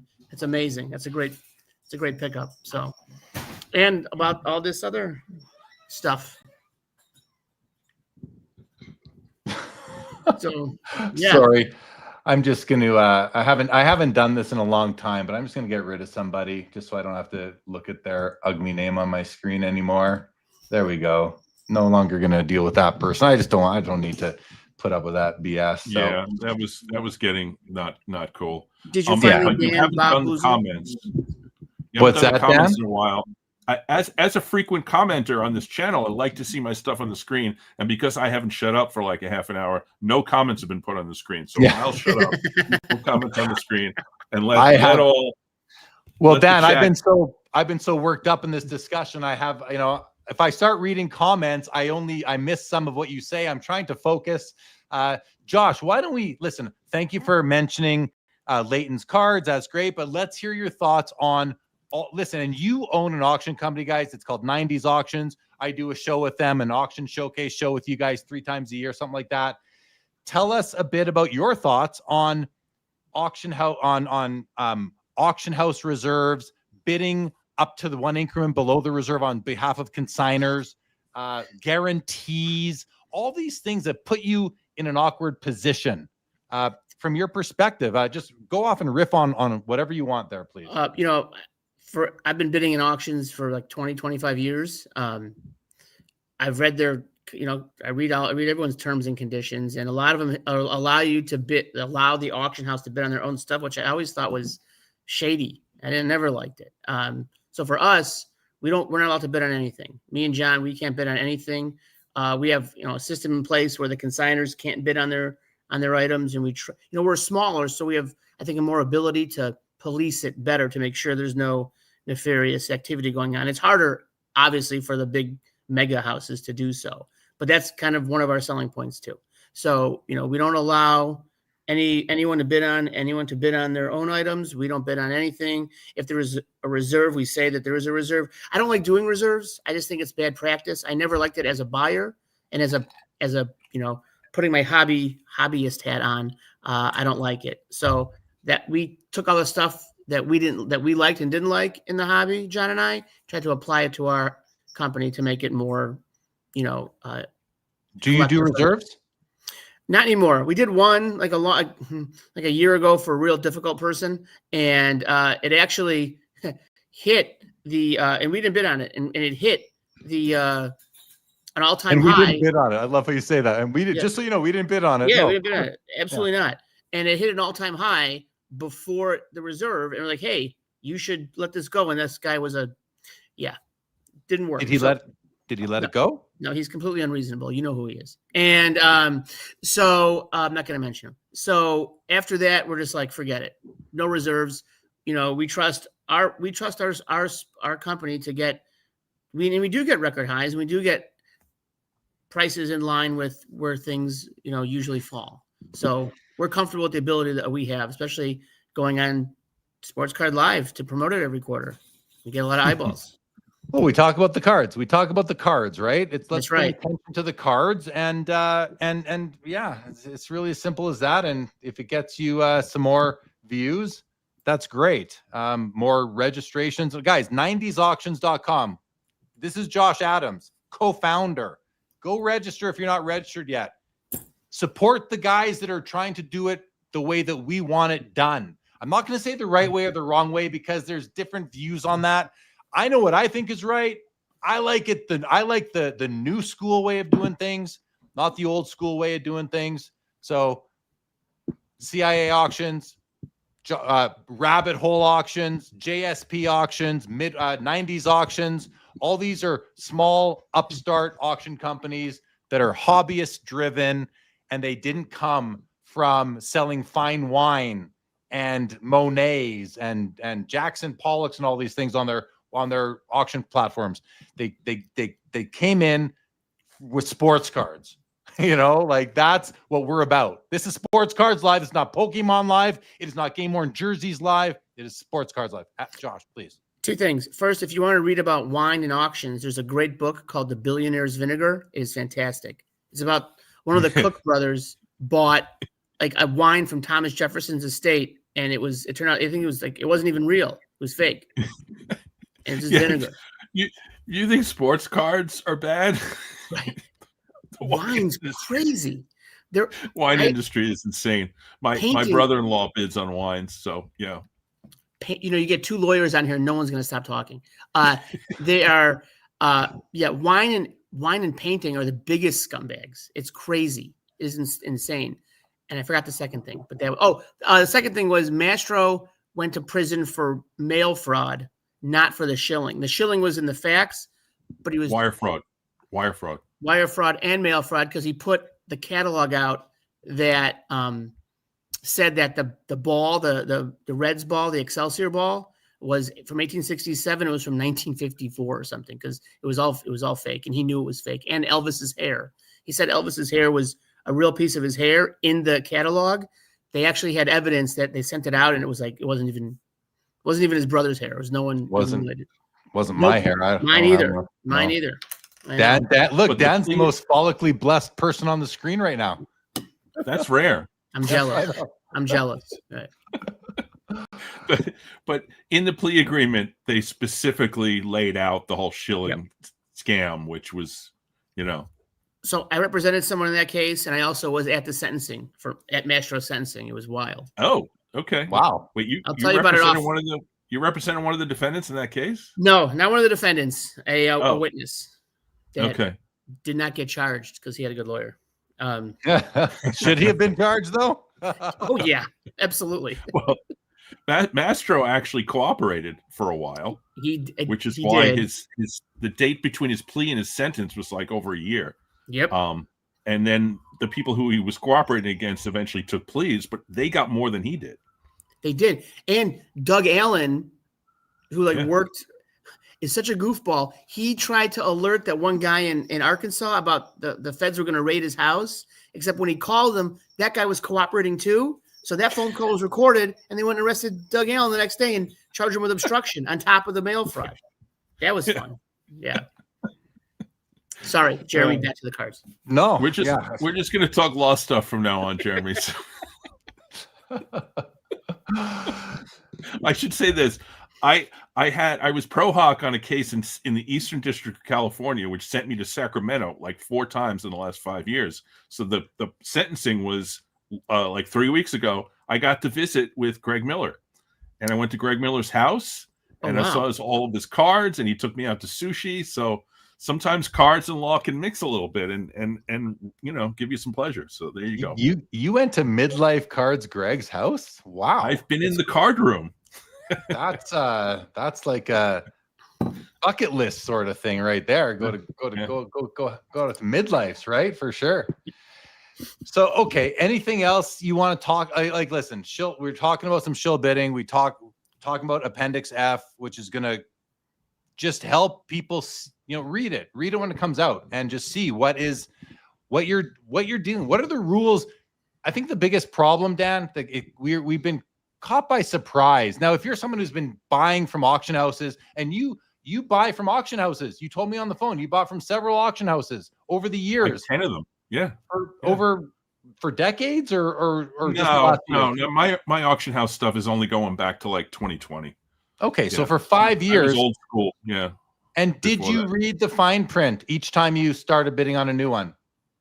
You'd think a lawyer would read the fine print? No. I guess no. That's the thing. Even a lawyer is not, because we have these expectations of how things are run because we were indoctrinated in the modern era. These things are not built on modern era policies and rules and just rollout strategies. So I think that what we can do, what Appendix F will do among Blue Jackets video, you said that 3D80s kid did Jeff did a video recently.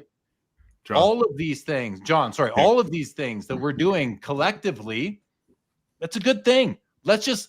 All we can do is let people know what the rules are in the games that they're playing, because I don't think we know. I think the auction companies think that people know. I don't think they do. I think they're wrong, and that we don't know what the rules are. We don't know that we're bidding against that, even if we're under the reserve, whether it says reserve not met, or you don't know that there's a reserve. We don't know that those bids that are adding to the bid tally are literally the bids being placed by the system on behalf of the consignor. And at least half of the auction companies, I've analyzed 32 of them, at least half of them do this. And some are worse. In my defense, though, my ignorance of auction houses, I was not ignorant of shill bidding as a general concept, and I was very aware that eBay had a significant history of it. And Josh, you'll like this. I actually, in prep for this, I read a law review article. When was the last time you read a law review article? I read a law review article 2 weeks ago. I'm not kidding. Well, I'm not kidding. So eBay was being investigated for shill bidding going back to like 2002, 2003. Yep. It's like, so it's been going on for a long time. So I knew that. And eBay has taken a lot of steps, I think, not as much as they should have. Was eBay being investigated as the eBay entity, as the shill bidder, or the consignors using their platform as the shill bidders? Yeah, as a company that was allowing this stuff to take place. And they got sued, but unfortunately allowing it to take place. They got sued, but combating it, which is similar but a bit different. Yeah. And the law did not find them to be liable for the stuff that was happening on their own platform, right? For a number of reasons I'm not going to get into, but it's something that I was aware of. And when I started bidding in auction houses, I didn't even think about it. And I said it on the podcast. It's like and Patrick Ryan called us the idiots. Yeah, I kind of was an idiot, honestly. And then ultimately, when Dave Berg did that thing about a year ago, that's when I really sort of woke up to this whole thing, and that the auctions were not in the bigger houses. It was not a fair playing ground. Yeah, eBay is an interesting case, right? Because it's peer to peer. All these auction houses, they take your items from you and then sell them on their platform and then send them to the sellers. The sellers, like, you don't have an account. You don't have an account on any of these auction houses. You don't have feedback scores. No, they are the account. They are the feedback. It's all their historical catalogs that is their feedback. eBay, unfortunately, it's impossible. It's impossible to totally eliminate shill bidding in this hobby. It's impossible. There's no way around it. There's no way to fix it. All we can do is try to be better buyers. That's all you can do. And try to be better sellers. Just don't freaking shill. But it's impossible because it's so easy to do. It's just so easy, Dan. Like I've said 100 times, all you got to do is call your cousin who lives 4 states over and ask them to put a bid in for you, and they have a different last name as you. There's no way it's going to go away altogether. So now that we know that that's the situation, on eBay at least, what do? Well, you either stop buying cards on eBay altogether. That's an option for everybody. Even Terry Pendleton or whatever his name was. It's an option for everybody to do Mickey that. Pendleton. Mickey, Detroit legend. I'll call him what I want. Switch hitting, power hitting catcher. Point being, we're not going to get rid of it. And again, you can say, oh, I'll just go buy cards at card shows and LCS as well. They're pricing their cards in many cases based on these comps, and many of them are based on shill bids. So the only way to completely, not be impacted by shill bidding in this hobby is to get out of the hobby. It's the only way. And I'm not willing to leave the hobby for that. Are you, Dan? Are you, Josh? You willing to get out of the hobby and stop buying cards altogether? Because every card you buy has a little bit. One of the smallest ingredients, maybe the last one on those lists of ingredients, is shill bidding. It's an ingredient in every card we ever buy on any platform or in anywhere. There are exceptions to that. Sure. Okay. 10-cent commons don't count, but any card that has been sold before and is being sold again has a hint of shill in its value, in its price. And if you don't like it, get out of the hobby. For sure. I won a 99-cent auction this week in eBay. No shill. No shill. Nice. I do see Iowa Dave in the chat. I should say that earlier this evening, I recorded a podcast with Iowa Dave, and he was fantastic, as he always is. So happy to see him here. I say it. That's my favorite podcast is Iowa Dave. Yeah. Yep. Yeah. That's kind of where I land. I think that's my kind of final point on this. And it's not my final point on it's just as how am I going to proceed as a hobbyist, a 45-year hobbyist. I'm not leaving the hobby. So who in the chat is willing to leave the hobby now that you know, you probably knew already, but I think we've made some good points. Now that you know that every card you buy has a bit of shill in it, a little bit of shill in it, maybe a lot of shill. Sometimes it could be over 50% shill. It might be the first ingredient on that list of ingredients that create the value of your card. Josh, you and I, we were in a chat with a ton of talk about big cards, like 6-figure and up cards, $1 million cards. How much of that, like there is so much more shill value in those prices than there are in Dan's 99-cent card, or the cards I'm buying. Even this card has a bit of shill in it. I'm sure I got this for $300. I bet maybe it's like 10% shill, 90% actual value. I don't know, just guessing. But this card sells. It sells on all platforms, so it's definitely been shilled. What are you laughing at, Dan? There's a comment from Dog Food Soup 79. He's only been back in the hobby for a week. My free trial. He was at the expo hanging out at the booth a little bit. I've known this guy for years, actually, over 20 in the hobby, and so got a good kick out of it. His name's Chris.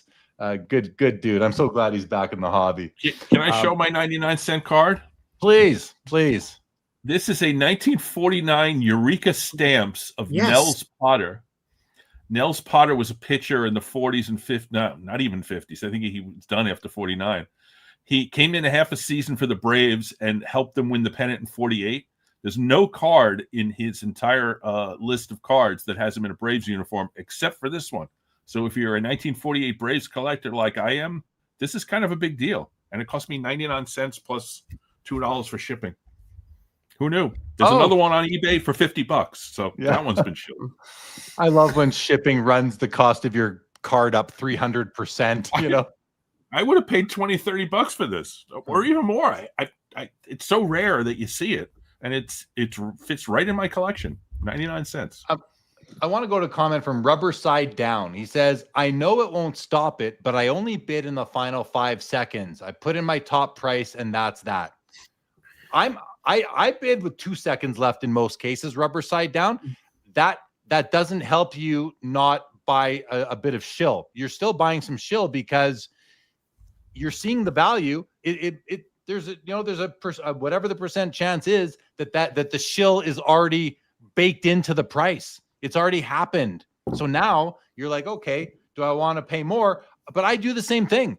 I know there's a chance that what I bid on already has a shill bid in it because I'm bidding on eBay and it's so easy to shill bid. So I know there's a chance of it, but I'm like Rubber Side Down. I decide what I'm prepared to pay, whether that is wrongly informed or not. I decide what I'm willing to pay in the moment. I place my highest bid, and sometimes I just don't win it and I get upset. And sometimes I don't win it and I don't care. And sometimes I don't win it or sometimes I win it. I love how we say win. We win I'm not winning it. No one's giving me nothing for free.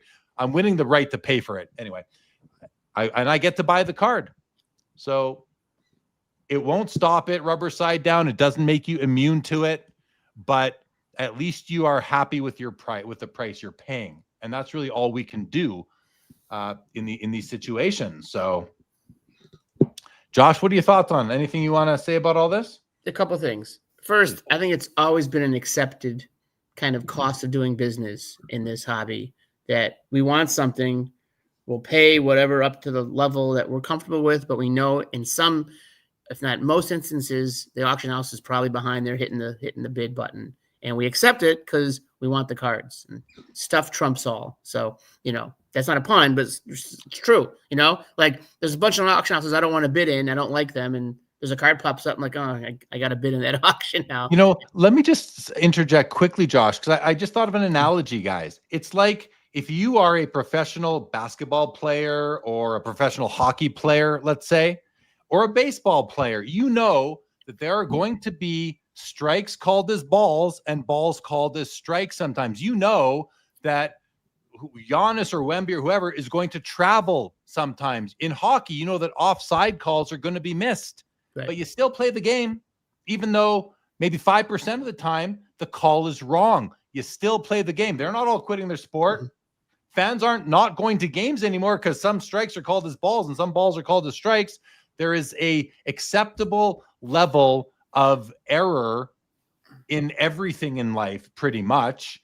And I look at bidding on cards in a similar way. It's not a perfect analogy, but it just goes to show that people get worked up. Fans will get mad at the umps and the leagues and all this.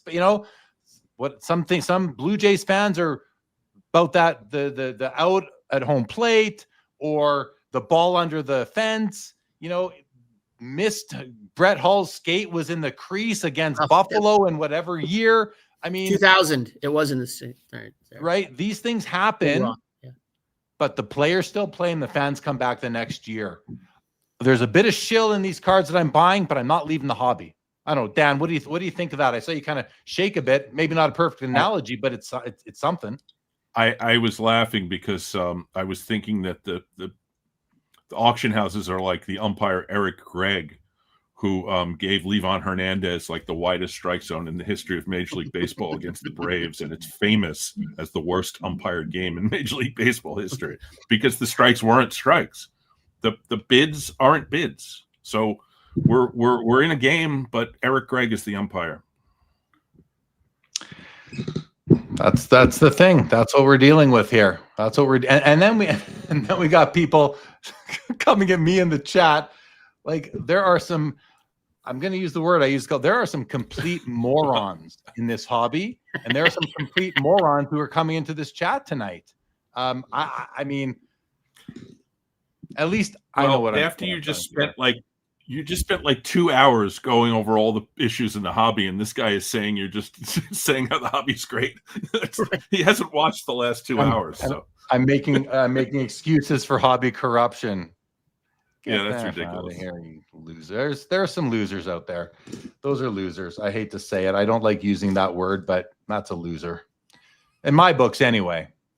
But we have a lot of you know what? Every subsection, and not every like this hobby is literally a cross section of all North America, and not the world now, humanity. You get all different, you get all genders, you get all religions, you get all races, you get all income, like whatever, wealth demographics, income tax brackets. It's full of, and with that, in levels of intelligence and levels of critical thinking. And we got some great critical thinkers in this hobby. We've got some great and analytical thinkers in this hobby. Well, we got these two guys coming to the chat who are just not really worthy of. I'll just leave it at that. Okay. What's so funny, Dan? What just happened? Oh, I don't know what you brought out. Is there a full moon tonight? What did somebody's saying that we just discovered shill bidding in 2025? Look, I've been in the hobby since like 1978 as an adult. You know, wow. I went to shows at like Plainview Holiday Inn. Who's he talking about? He might be talking about someone in the chat, though. Yeah, no, he's talking about us that we just started talking about shill bidding now. We've been you've done shill bidding stuff like 5 years ago on this Sports Card Live. So, you know, I'm just talking about, and I said this before in the podcast, is that I knew that there were scam artists in this hobby, like going back, 40 or more years. And I just thought that when I re-entered the hobby in like 2017, 2018, that somehow or other things have been cleared up. But apparently I was the idiot, like I said. So, yeah, we all knew shill bidding existed. We just didn't realize how blatant it was. That's my feeling. Yeah, I think so, too. And I it would be nice to be able to put some sort of a semi-accurate value to just what amount of transactions on public auction are shilled or do have some funny business going on. But it's a number we'll never be able to land on. But I'm just kind of wondering, what that number is and what do we think it is? Like, I think it's still pretty low overall, Dan. I don't think that the percentage of auctions in our hobby that have nefarious activity attached to them, I don't think it's like when you audit financial statements, you always assess what's the materiality of the audit. Like, and what materiality means is that how big does the error need to be that informed readers of these financial statements would make decisions would make poor decisions or would make decisions based on the error itself. So, if revenue is misstated by 0.5%, it might not matter. It might be okay. Like, audits are supposed to give you 95% assurance, not 100% assurance, 95% assurance. And every company that you guys out there own stocks on, they're all audited. Every single one of them is audited by a professional accounting firm, and those audits are only required to provide 95% assurance that the financial statements do not contain a material misstatement. So, in the world of sports cards and auctions, and you could put this on grading as well. I mean, grading has errors too. What percentage are we willing to tolerate in the hobby? What percentage? What you guys? I see you guys laughing in the comments. You're throwing me off here. There's been enough lawyer talk. Let's do accounting talk now. Oh yeah, fair. But you see I'm curious though, like what percent of auctions are tainted in our hobby? And Dan, throw a number out there. What do you think? It's hard for me to say because and of all the auction houses, I've been involved in the big ones, the REAs and the Heritage and all that stuff, but I also do the small ones, some of whom you hadn't even really heard of. Very vintage, very pre-war based. And I don't think that a lot of those are actually I don't think a lot of those are shilled up. I agree. I think it gets worse as you get to the bigger auction houses, the higher money cards. But sometimes I have dabbled in higher money cards, and that's where I'm worried. That's where the money's going. That's what I'm saving up for. That's what I'm selling other cards for. And if I'm getting shilled in those big ones, that's a lot worse than paying 25 instead of 20 on a card, or my 99-cent card going for $6 or whatever. I don't have a problem with that, even though it is problematic to be shilled, but it's the big cards that are the problem. So it's not really what percentage of the cards are shilled. It's really what percentage of money I think is more important. Yeah. However, I hear what you're saying, but if you look at the Babe Ruth card that sold for $7 million, that then sold for $4 million, a card that at $7 million, that if it was shilled, $7 million is it's a big chunk on only one card. Like, you know what I mean? What, Josh? Sorry? I don't think that's a great example in the sense that card was sold twice in a year, and before that hadn't sold for 10. That's not the kind of card. I was talking about the first sale. I'm not talking. Okay, $12.9 million on a dual Jordan Kobe logo man. Fine, that one. If that was shilled, that's 12.9. That's a big chunk of money, Dan. Right? I actually would be more. Let me rephrase then. Because who cares not who cares, but a card that sells for 99 cents, if it was shilled, whoa, good for you, Schiller, you did so good, But cards like say 3 figures and up, cards that sell for $100 and up, what percentage of those are being shill bid? That's what I'm kind of curious, and that would include the big cards too. It's impossible to answer, Dan, but yeah, no, it is, yeah. Whatever it is, too high. And some of it happens in consignment situations, and that because it opens up the opportunity for more shilling to take place if the buyer is hidden. I'm sorry, not the buyer, the seller is hidden. The identity of the seller is hidden, and you don't know who it is that they can bid on it. So it's hard. There's David Raider Rabbi. I didn't even know he was in here. It's hard to say. But the thing that educated me about the recent revelations is that it's a much more prevalent scenario than I believed it to be, and that's why I have done what I've done in the last week.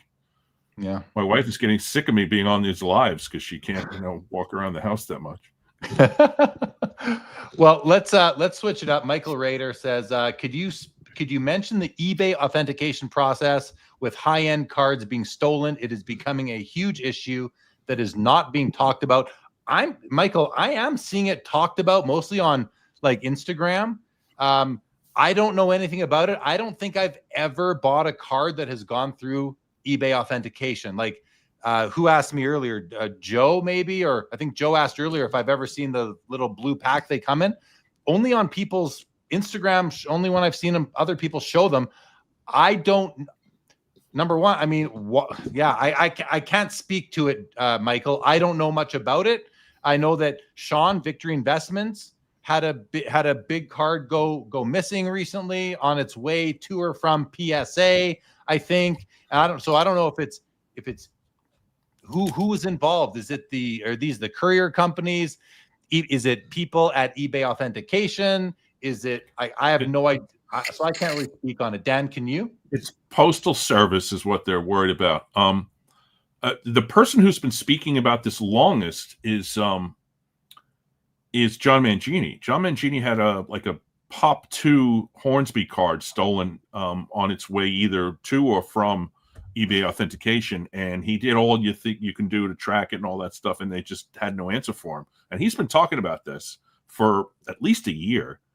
And now it's starting to become more prevalent because I think somebody said that like they know that they somebody in the post office said that they know the address and that this is where like the expensive cards are going. And so it's become a situation where the people who are sorting the mail know where the money is. And that's why these packages are starting to disappear more often. I think what they need to do, and some of the auction companies actually do this, they don't put like, you know, on the address label, they don't know, it doesn't say where it's coming from or what it is. That's so smart. They're not going to give a hint to the USPS that there's something in here to of value. Well, Mr. Minty says it goes to, oh, wait, here he says eBay authentication is PSA. It goes to PSA in Santa Ana, California. Well, that's got to be a well-known address, even if it doesn't say PSA on it. They should be, and if I'm sure PSA's doing this or will be doing it soon if they're not, but they should be having another address for things to go to that is not at their normal Santa Ana address. If they're not doing that or something similar, then there's going to continue to be these problems, or someone has to invent some way to battle against this issue. Mr. Minty puts it in the chat right there. There, he knows it like off the top of his head. Hockey Card Exchange says, I have never had to send a card for authentication. Must be for those that live in the U.S. I can't speak to it. I just don't know. Dog Food says, I guess cards are an easy target. Tough to hide an air tag in a sports card. Yep. Bob Boozle loves the post office. He loves the post office and their incompetence.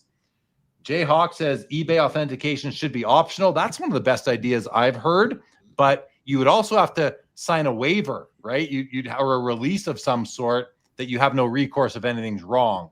You're willing to do that, then make it optional. I would have no problem with that it should be. It really should be. And that's Mangini has been saying that because he knew the card was real the moment he saw it, and it was Pop 2. And a lot of these cards are, you know, and you don't need some guy in a place in Santa Ana to tell you that it's real. It's already real. And most of the time they're graded anyway. So yeah, you know, like it's overkill. It's over, yeah. All right, guys, what do you think, Dan? You ready to wrap up? You're on longer than we were expecting, but good stuff. Josh, and either of you have anything else? Otherwise, we can wrap up. We're already into overtime here, so yeah, no, I'm good. Yeah, that was fun. I'm sorry I was late, but it's always enjoyable. Okay. It's okay, buddy. Yeah, it's good to have you. Glad you showed up, Dan. Good stuff. Thanks for.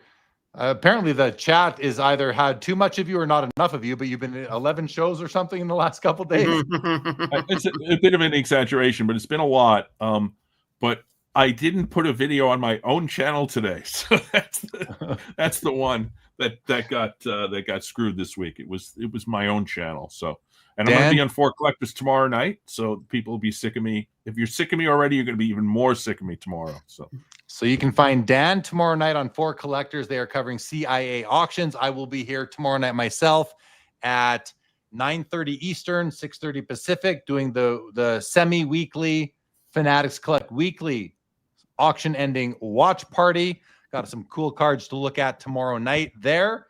What else can I tell you guys? Wednesday is the first episode of From the Front Row. Got some fun things planned for that show with Dan Bliss, the founder of the Front Row Card Show. That will be a new quarterly show, at least through the end of 2026 here on Sports Cards Live. We'll be doing that.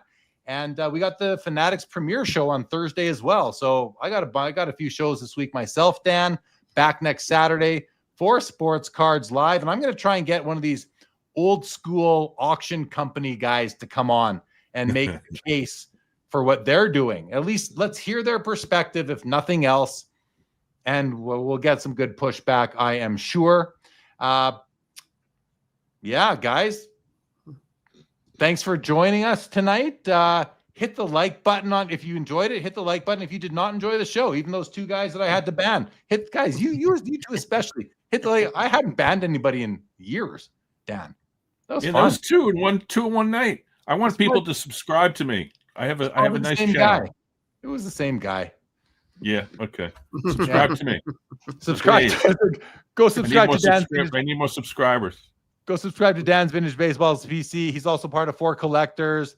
Go register at 90sauctions.com. Support the new age, the new school of auction companies, guys. Get Joe T of Golden says bring in. Thank you, Hoops Hobby Hangout. Mr. Minty, good to see you, buddy. Thank you, Iowa Dave. Yankees fan, Michael Rader, Kinger, Bob Boozle. Look at all these guys. Hobby Champs, Dog Food Soup, Hockey Card Exchange, not Yelia, Jay Hawker, Filippelli, Boozle, Chris, Phoenix, Sundine. We got a bunch of you guys here. Jeff's Card Journey. All right. That's as high up as I'm going right now. Rob Star, I see you. Thank you. Producer Louie, always good to see you. Brad's Vintage. Thank you, sir. Good to see you. Dan, thanks again. Josh, thank you. Everybody. Dan, Josh, say goodbye. Goodbye. This episode, Sports Cards See you guys. Live for November the 15th, 2025 is now. Say it, Josh. Over. Go ahead, Dan. Over. Over.